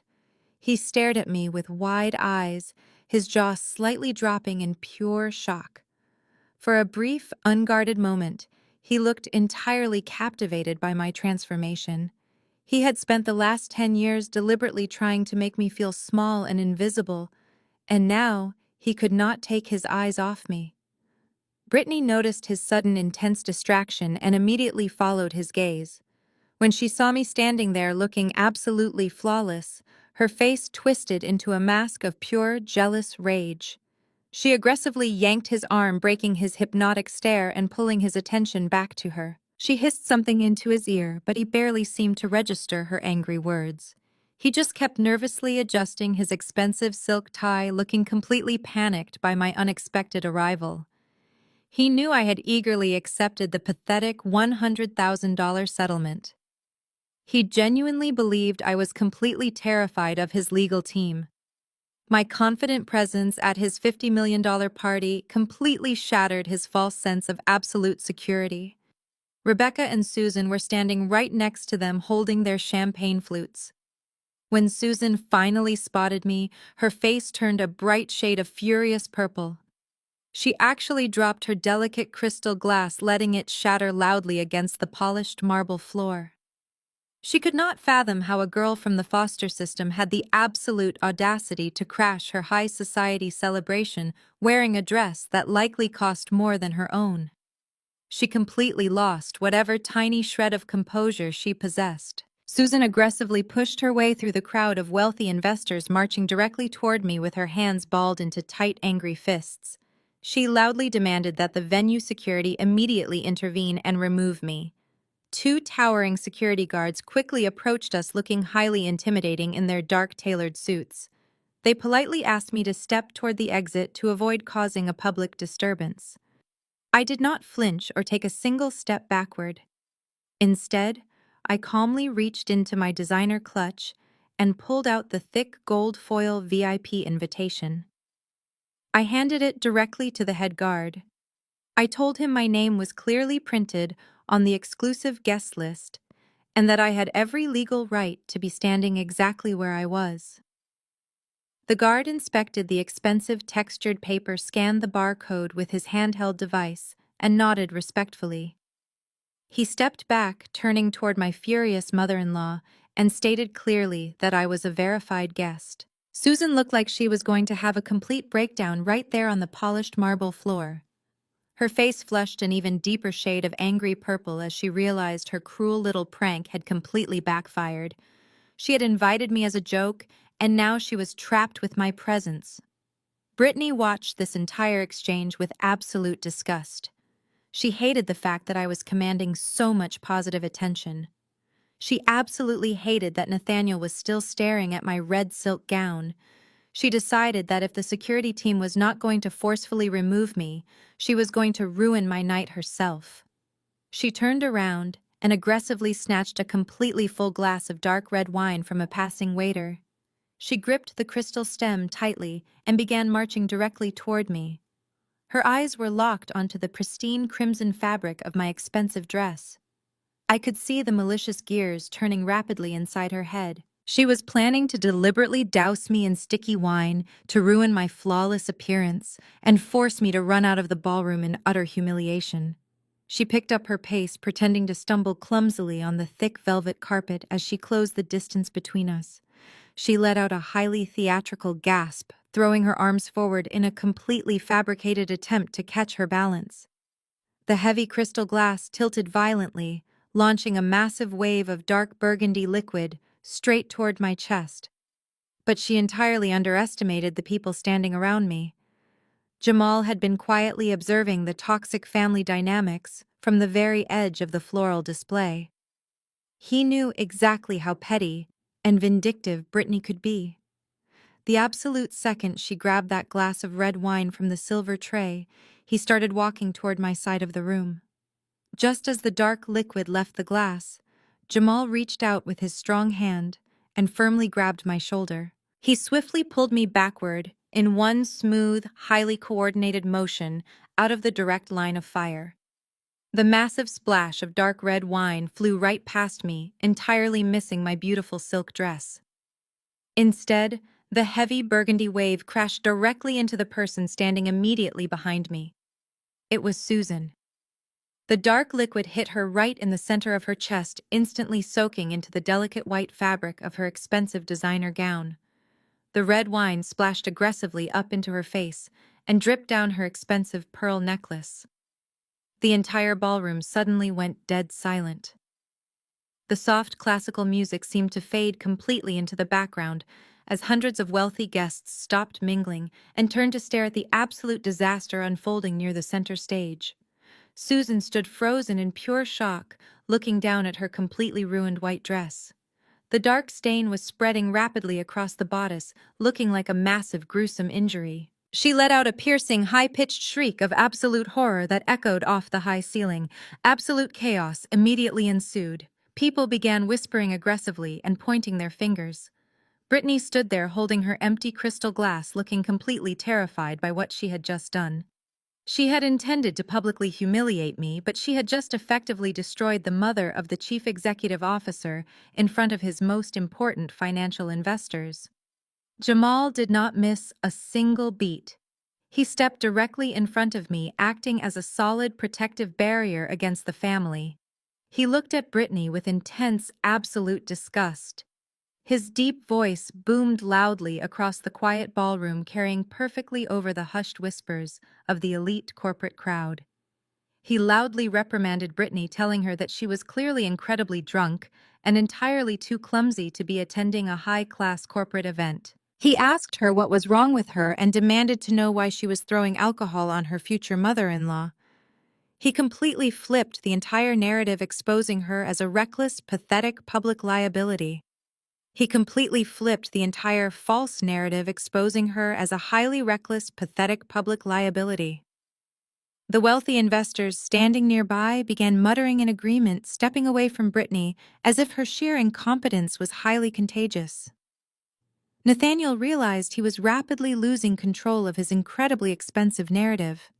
He desperately needed to redirect the attention of his extremely important corporate guests before the entire evening collapsed into a massive high society gossip scandal. He quickly signaled the audio technician standing nervously near the massive floral display. A loud, sharp feedback noise briefly echoed through the towering speakers, immediately silencing the chaotic whispers of the stunned crowd. The bright overhead spotlights instantly shifted away from the embarrassing mess on the floor, and locked directly onto the center stage. Nathaniel practically sprinted up the wooden steps, desperately trying to salvage his $50 million illusion. He aggressively grabbed the silver microphone and forced a brilliantly fake smile across his face. He completely ignored his mother, who was still quietly sobbing over her ruined designer dress. He completely ignored the glaring reality that his young mistress had just made an absolute fool of herself in front of his elite investors. Nathaniel cleared his throat loudly and launched directly into a highly rehearsed speech dripping with absolute narcissistic delusion. He welcomed the elite crowd and began loudly boasting about his incredible entrepreneurial journey. He painted a completely fictional picture of himself as a brilliant, self-made visionary genius who had built a massive technology empire entirely from the ground up through sheer willpower and unmatched intellect. He spoke passionately about the grueling late nights and the massive personal sacrifices he supposedly made while deliberately erasing every single hour of forensic accounting labor I had ever contributed to his ultimate survival. He told the wealthy investors that his innovative software was going to fundamentally revolutionize the entire global market and secure their financial legacies for decades to come.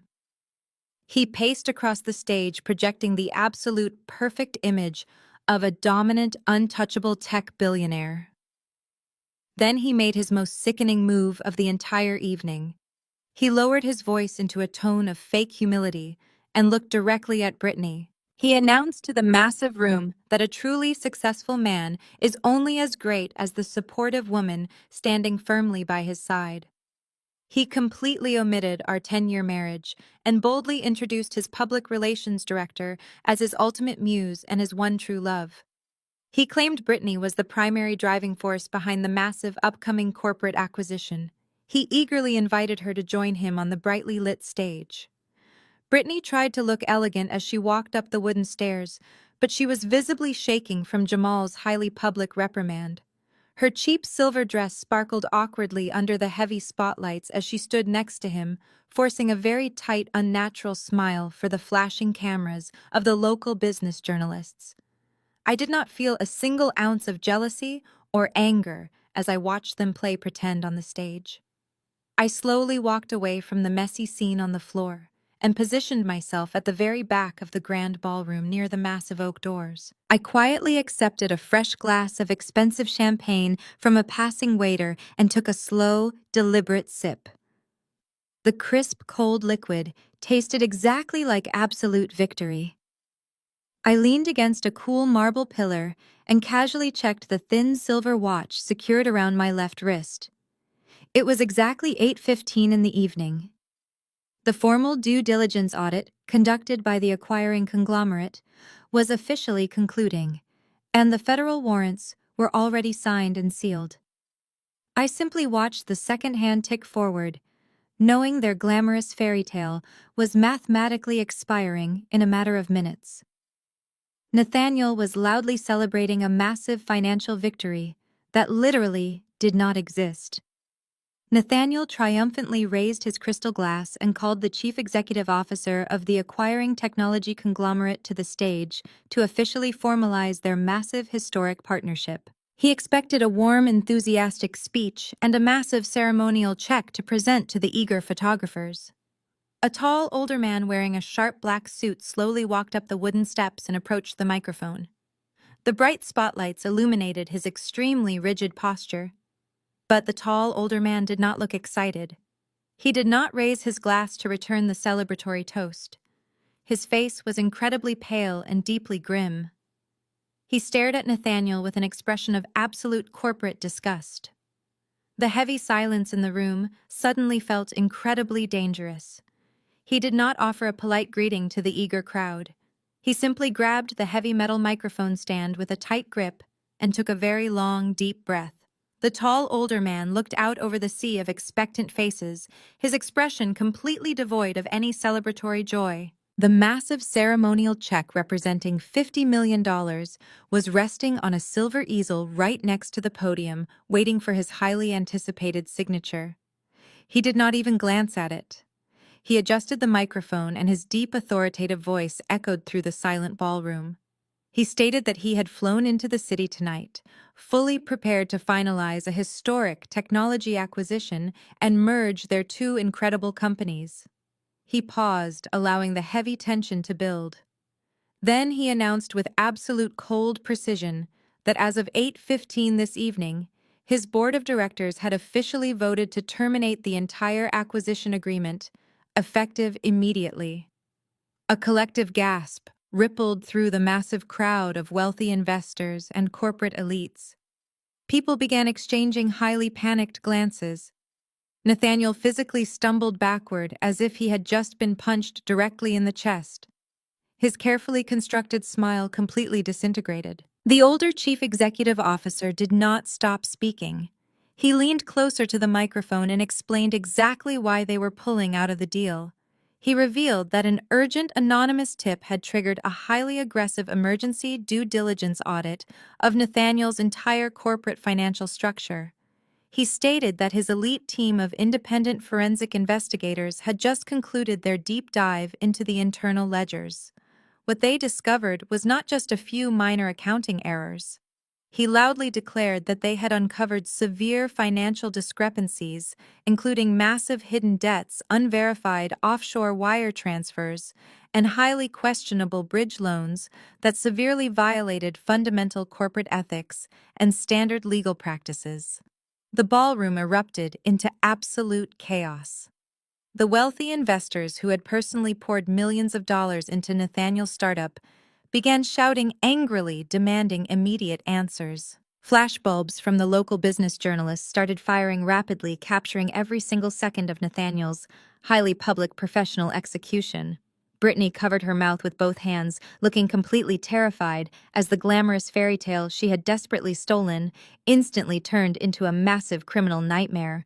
Nathaniel completely panicked. His face turned a sickly shade of pale gray, and thick beads of sweat quickly formed on his forehead. He aggressively lunged forward and physically ripped the heavy silver microphone right out of the older man's hands. His voice cracked with sheer desperation as he yelled into the speakers, begging the furious crowd to just calm down. He frantically claimed that this was all just a massive, terrible misunderstanding. He swore on his life that his technology company was highly profitable and structurally sound.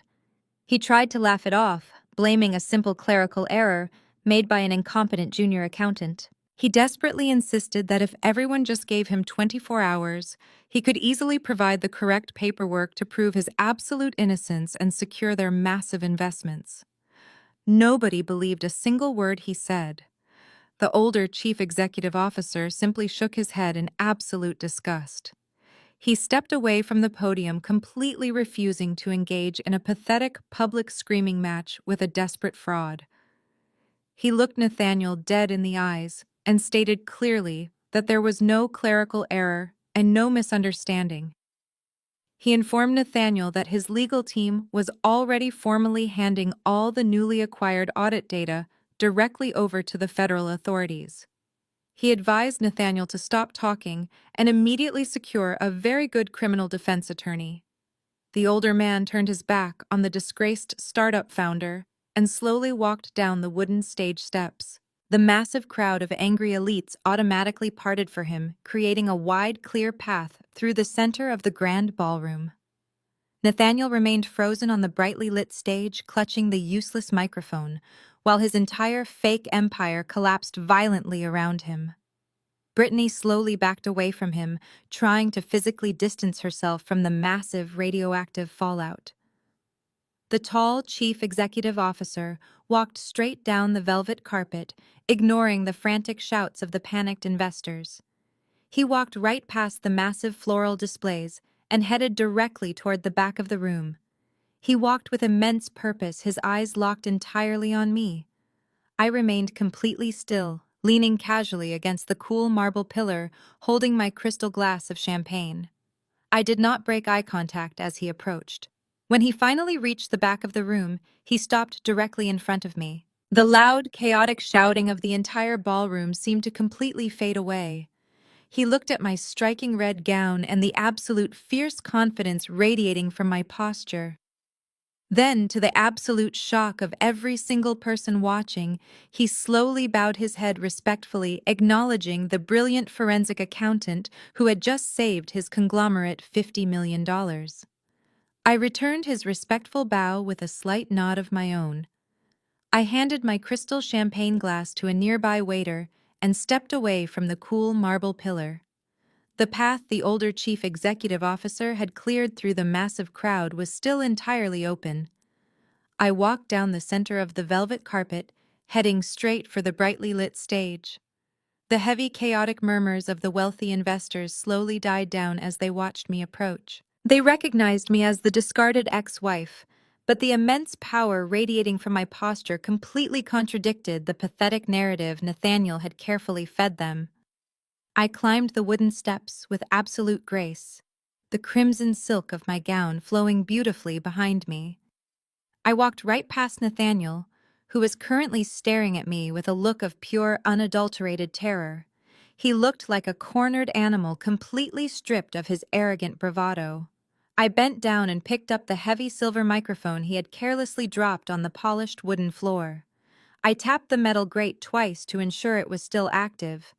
The sharp, rhythmic sound echoed loudly through the towering speakers, demanding absolute silence from every single person in the grand ballroom. I looked out over the sea of elite corporate guests and then glanced at the audio technician standing nervously near the floral display. I pulled a sleek black remote control from my designer clutch and pointed it directly at the massive projection screen hanging suspended above the center stage. I had quietly slipped the audio technician a generous cash tip earlier in the evening to connect my secure wireless drive to the main visual feed. With a single click of the button, the giant screen flickered to life. The glamorous, branded graphic of Nathaniel's tech startup vanished instantly. It was completely replaced by a stark black and white legal document. The sudden appearance of the complex financial contract caused a fresh wave of confused whispers to ripple rapidly through the crowded room. I raised the microphone to my lips and allowed my voice to project with absolute icy clarity. I introduced myself not as the bitter ex-wife of a visionary genius, but as a licensed, certified public accountant specializing in forensic financial investigations. I told the audience that since they had all generously invested millions of dollars into this technology company, they deserved to see the absolute truth regarding its current financial reality. I pressed the remote again, highlighting a specific paragraph on the massive screen. I explained that exactly 8 months ago, Nathaniel's company had officially run out of operating capital. His lavish parties, his expensive public relations campaigns, and his massive personal embezzlement had completely drained the corporate treasury. To keep the struggling company afloat and to artificially inflate his valuation before the initial public offering, Nathaniel secretly sought out emergency funding. He bypassed traditional banking institutions because his credit was entirely destroyed. Instead, he took out a highly predatory $5 million bridge loan from an anonymous private venture capital firm. The crowd gasped audibly as I highlighted the absurdly high interest rate and the brutal collateral terms permanently attached to the loan agreement. I explained that Nathaniel had recklessly leveraged every single remaining asset he possessed, including his own personal equity in the startup, to secure that desperate cash injection. He had gambled the entire future of the company on the absolute certainty that the $50 million acquisition deal would close successfully tonight, allowing him to quietly pay off the massive hidden debt before anyone ever noticed. Nathaniel lunged forward, desperately trying to grab the microphone from my hand, but Jamal immediately stepped up onto the stage and physically blocked his path. Jamal shoved him backward, forcing him to stand helplessly beside a completely horrified Brittany. I did not even flinch. I turned back to the crowd and highlighted the final signature page of the massive legal contract displayed brightly on the screen above us. I read the strict default clause aloud, emphasizing every single legal term. The contract explicitly stated that if the $5 million principal plus all compounded interest was not paid in full by midnight tonight, the venture capital firm would legally seize absolute control of the entire corporate entity.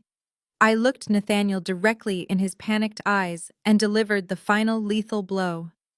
I announced to the silent room that I was the majority shareholder of that anonymous venture capital firm.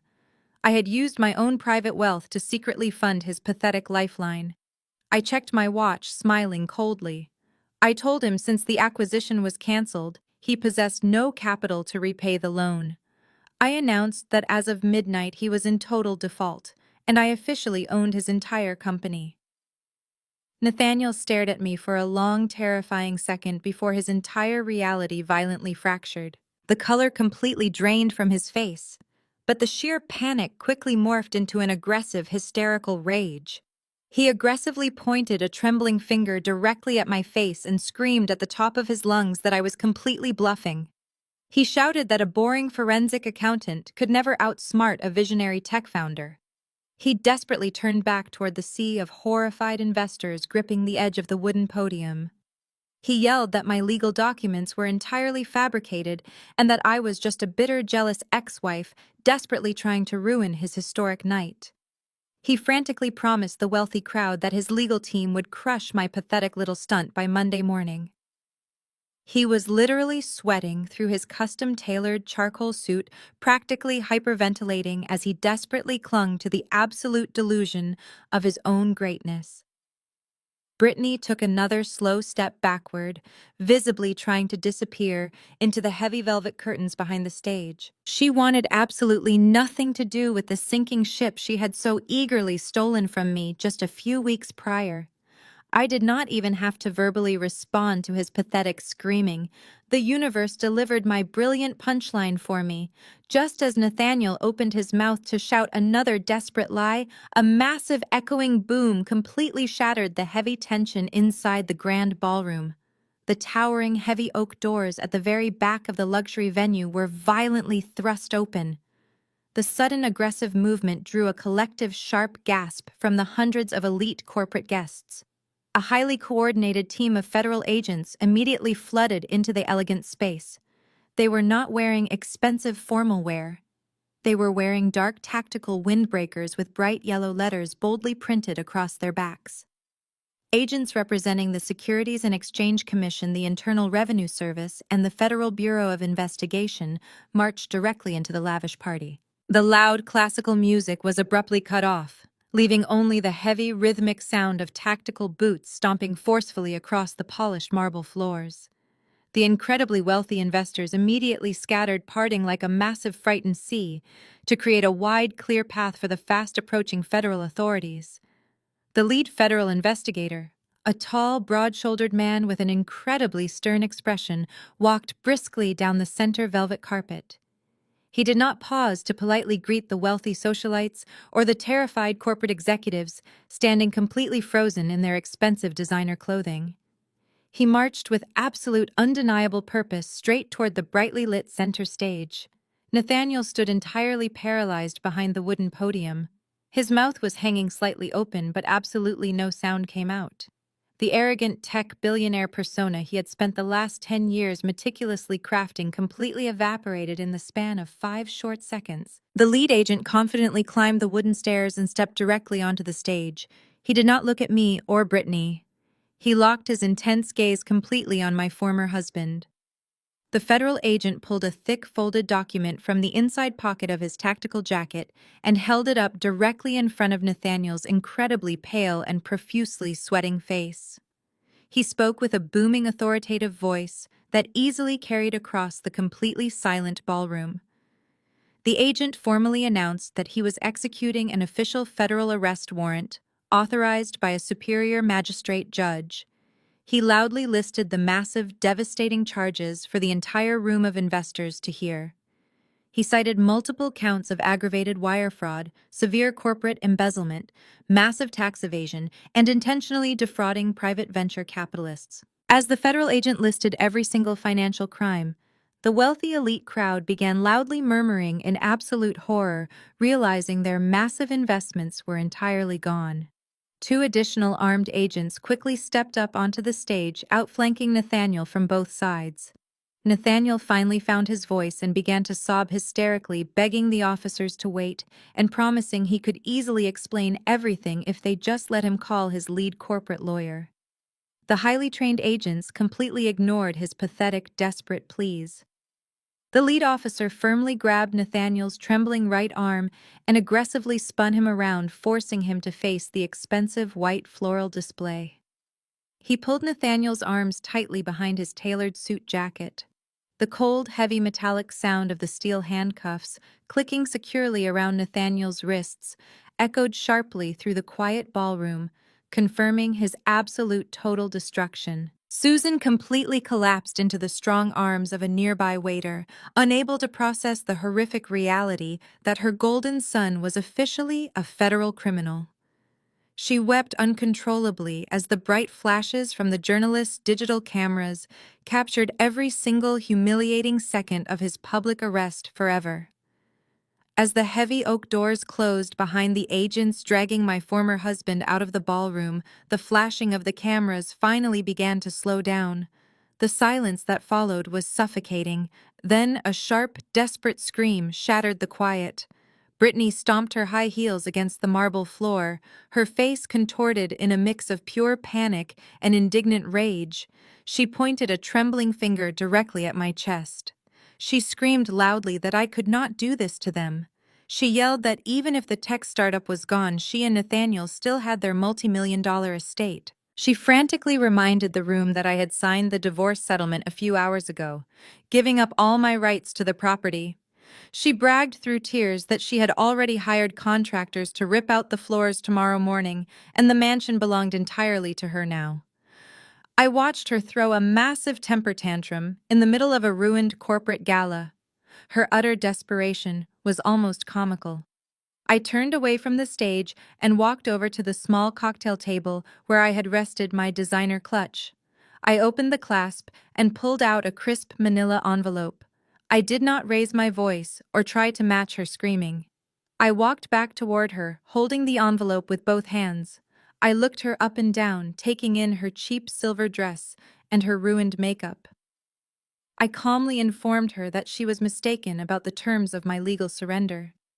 I told her I gladly signed the settlement and walked away with $100,000 because I knew Nathaniel was broke. But more importantly, I explained that I never surrendered my rights to the sprawling estate because Nathaniel never actually owned a single brick of that house.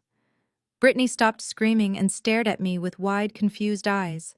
Her brain was unable to process the words I was speaking. I pulled a stack of certified legal papers from the envelope and held them up for her and the remaining guests to see. I explained the reality of the situation using simple terms so her panicked mind could easily understand. I told her that 5 years ago, I used my own lucrative forensic accounting bonuses to purchase the entire estate in cash. I registered the property under an anonymous limited liability company that I entirely controlled.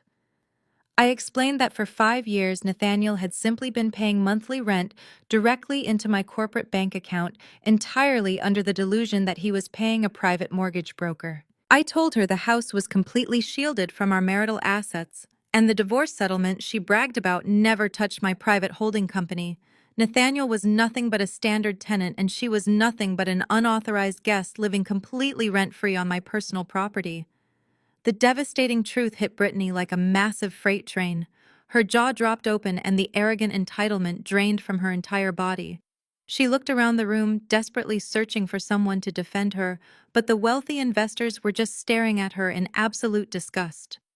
Even Rebecca, who had been standing nearby watching the entire confrontation, could not find a single cruel word to say. The luxurious fantasy life Brittany thought she had stolen from me was entirely fabricated. She did not have a wealthy tech billionaire husband. She did not have a booming corporate empire. And she absolutely did not have a sprawling historical mansion to gut and redecorate. She was suddenly homeless and entirely tied to a man who was currently sitting in the back of a federal vehicle facing decades in prison. She started shaking violently, realizing she had traded her youth and professional reputation for an absolute mirage. I reached back into the manila envelope and pulled out one final sheet of paper. It was a formal legal document printed on bright yellow paper with a bold black heading. I stepped directly into Brittany's personal space, forcing her to look me dead in the eyes. I shoved the bright yellow paper firmly against her chest, until she instinctively raised her trembling hands to take it. I told her that since Nathaniel was no longer residing at the property, his tenant lease was officially terminated. I informed her that the document she was currently holding was a formal 24-hour eviction notice for trespassing on private property. I smiled a cold, ruthless smile that completely shattered her remaining sanity. I leaned in close so only she could hear the absolute finality in my voice. I told her to get out of my house by 8 o'clock tomorrow morning, or I would have the local police drag her out by her hair. Brittany scrambled backward, stumbling over her cheap silver dress, and practically ran out of the grand ballroom, leaving her designer clutch forgotten on the floor. I turned my attention away from her pathetic retreat and looked back toward the center stage. Susan was no longer crying softly into the arms of the venue waiter. The shock of seeing her golden child hauled away in federal handcuffs was rapidly wearing off, and the horrifying financial reality of the situation was finally sinking into her completely panicked brain. During the last few months, Nathaniel had not just forged the signatures of downtown banking executives to secure his illegal bridge loans. He had also quietly convinced his aging parents to legally co-sign several massive lines of corporate credit using their pristine suburban home and their retirement portfolio as primary collateral. Susan realized, with absolute terrifying clarity, that her son was not the only one going down. When the federal authorities inevitably froze Nathaniel's assets and the anonymous venture capital firm officially liquidated his bankrupt company, the massive aggressive creditors would immediately come directly for her. She was going to lose absolutely everything. The lavish country club memberships, the expensive designer gowns, the sprawling suburban house she loved to brag about, and every penny of her retirement savings were entirely gone. The suffocating weight of her impending total bankruptcy hit her so incredibly hard that her knees actually buckled underneath her. She violently pushed her way past the remaining stunned investors and stumbled directly toward me. Susan completely ignored the ruined red wine stain covering her chest and threw herself onto the cold, polished marble floor right at my feet. She dropped to her knees and grabbed the bottom edge of my crimson silk gown with trembling, desperate hands. The arrogant, cruel woman who had spent a decade relentlessly degrading my foster care background was now openly sobbing and begging me for absolute mercy. She looked up at me with tears streaming down her heavily powdered face, completely abandoning whatever tiny shred of high society dignity she had left. Susan frantically pleaded with me to use my massive private wealth to somehow stop the federal investigation. She begged me to pay off the forged venture capital loans and save their family home from immediate foreclosure. She cried that I was the only person with enough money and legal power to fix this massive disaster. She practically choked on her own tears, promising that if I just bailed them out, she would finally treat me like a real daughter and welcome me back into their prestigious family with open, loving arms. I looked down at her completely pathetic display, feeling absolutely nothing but cold, analytical precision. I gently but firmly pulled the expensive crimson silk fabric of my gown right out of her desperate, trembling hands. I took a slow, deliberate step backward, forcing her to look up at me from the cold, hard floor. I did not raise my voice, but my words cut through the quiet ballroom like a sharply sharpened blade. I told her that she never actually wanted a real daughter. I calmly explained that she only ever wanted a silent, obedient servant who would blindly fund her arrogant son's grandiose delusions while quietly accepting her constant vicious disrespect.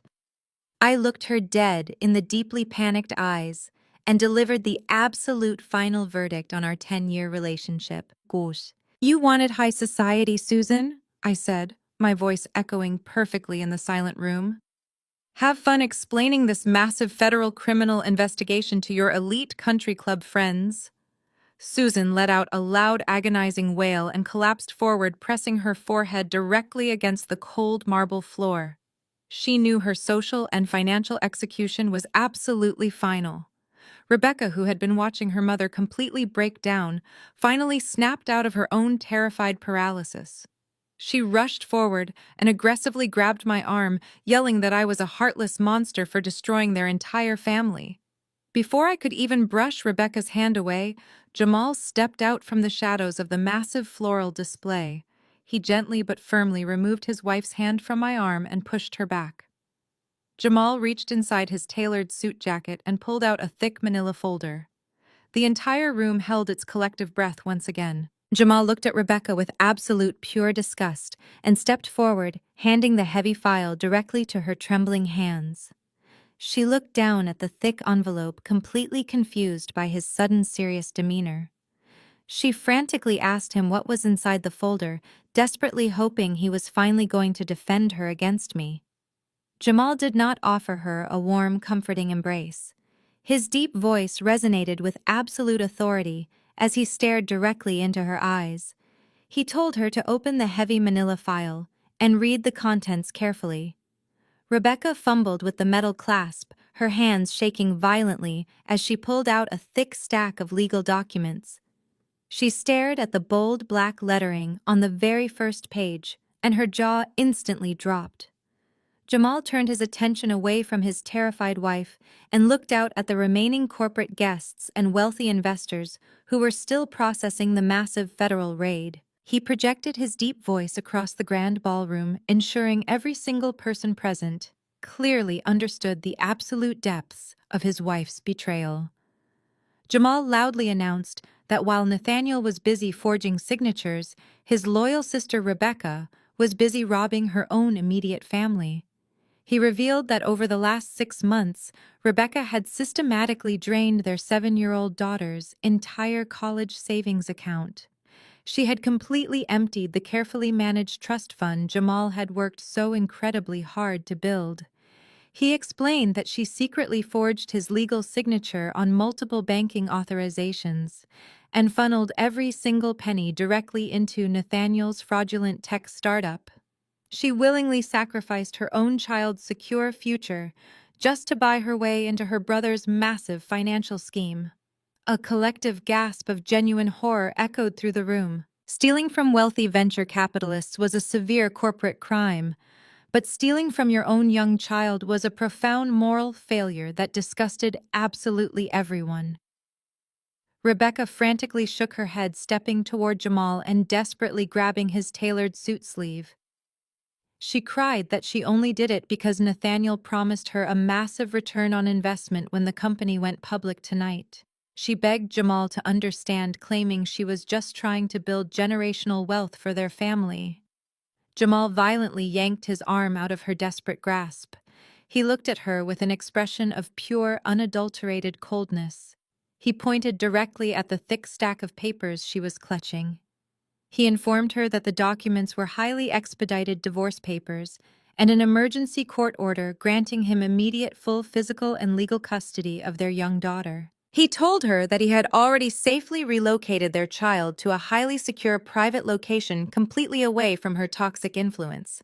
He explicitly stated that she was absolutely forbidden from contacting them until the federal authorities finished thoroughly investigating her direct involvement in Nathaniel's massive wire fraud scheme. Rebecca let out a shattered, heartbreaking scream and collapsed onto the polished floor right next to her completely ruined, weeping mother.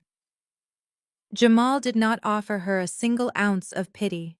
He turned his back on the pathetic, sobbing women and took a deliberate step to stand proudly right next to me. We stood together shoulder to shoulder, the only two genuine outsiders who had ever married into this incredibly toxic, arrogant family. They had spent an entire decade constantly treating us like we were completely disposable. They had endlessly mocked our strong work ethic and our highly logical minds while lifting up a complete fraud. Now their golden empire was completely reduced to ash, and we were the only two people left standing with our wealth, our dignity, and our absolute freedom intact. I looked at Jamal and offered him a warm, genuine smile of profound mutual respect. He returned the confident smile, nodding silently. We turned our backs on the crying family and began walking together down the long velvet carpet toward the grand exit of the luxury ballroom. The wealthy investors automatically stepped aside, giving us a wide, clear path out of the absolute chaos. We walked with our heads held incredibly high, feeling the immense weight of the last 10 years finally lifting off our shoulders. As we approached the heavy oak doors leading out into the main lobby, we heard a frantic, chaotic scuffle near the coat check desk. We stopped walking and watched as Brittany desperately tried to sprint toward the glass exit doors. She was aggressively clutching two massive, incredibly expensive designer handbags against her chest, practically shoving a venue waiter out of her way. She was desperately trying to escape the legal fallout before the federal authorities realized she was completely complicit. But she did not make it very far. Two female federal agents, wearing dark tactical windbreakers, stepped directly into her path, physically blocking the exit. Brittany screamed hysterically, demanding that they move out of her way. The agents completely ignored her loud demands. One agent firmly grabbed Brittany's wrists, while the other agent yanked the two expensive designer handbags right out of her desperate grip. The lead female agent loudly informed Brittany that the luxury items were being officially confiscated as direct material evidence of embezzled corporate funds, leaving the young mistress completely empty-handed. I walked past her without a single sideways glance, finally stepping out into the crisp, cool night air, and happily leaving the entire exhausting, toxic nightmare completely behind me forever. 6 months later, the dust had finally settled, and the absolute brutal reality of the justice system had entirely crushed Nathaniel's arrogant delusions. The federal trial was swift and incredibly public.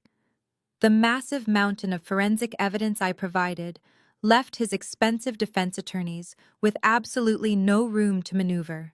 He was swiftly convicted of multiple counts of federal wire fraud and tax evasion. He was sentenced to 10 years in a federal penitentiary without the possibility of early parole. The visionary tech billionaire was now just another federal inmate wearing a standard orange jumpsuit. His family fared absolutely no better.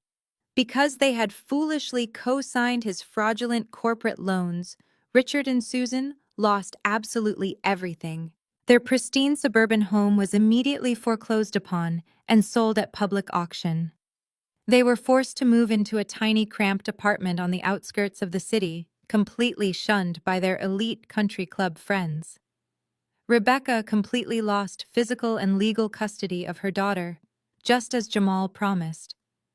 She was currently facing her own intense legal battle for knowingly transferring stolen funds across state lines. As for Brittany, the glamorous high society life she thought she had stolen vanished into thin air.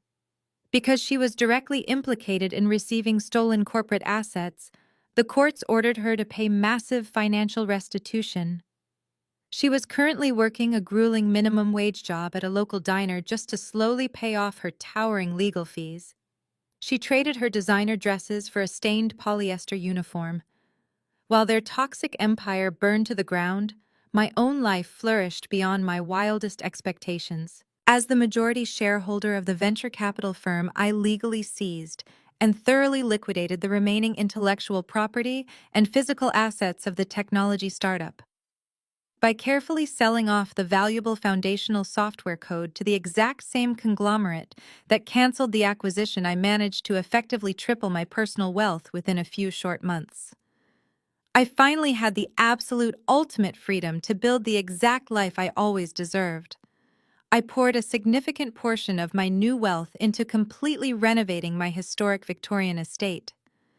I did not tear down the beautiful original hardwood floors or the stunning classic architecture like Brittany had arrogantly planned. Instead, I carefully restored every single room to its original breathtaking glory. Tonight, the grand dining room was glowing warmly with soft candlelight and filled with the incredibly comforting smell of a home-cooked meal. I was hosting a private dinner party, but the guest list was completely different from the terrible anniversary dinner that started this entire journey. I sat at the head of the heavy mahogany table, smiling warmly at the only two people who truly mattered. Jamal and his beautiful 7-year-old daughter were my guests of honor. Jamal looked incredibly peaceful and deeply rested. He had successfully secured full custody and was completely thriving in his banking career, without the heavy, suffocating weight of Rebecca's toxic family dragging him down.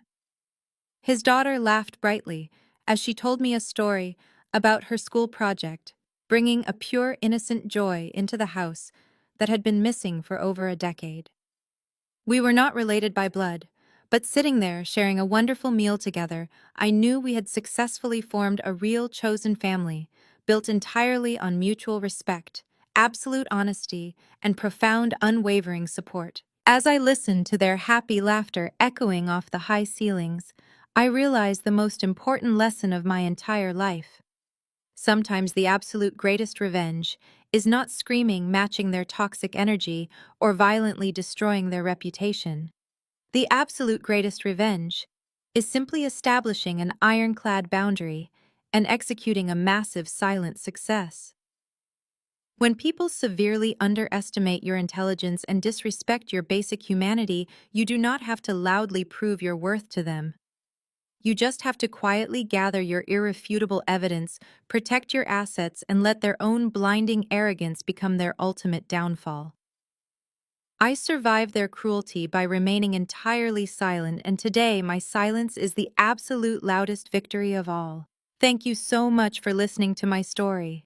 Have you ever had to walk away from a highly toxic relationship and quietly rebuild your entire life from scratch? I would absolutely love to hear your personal stories of finding strength and setting healthy boundaries in the comments below.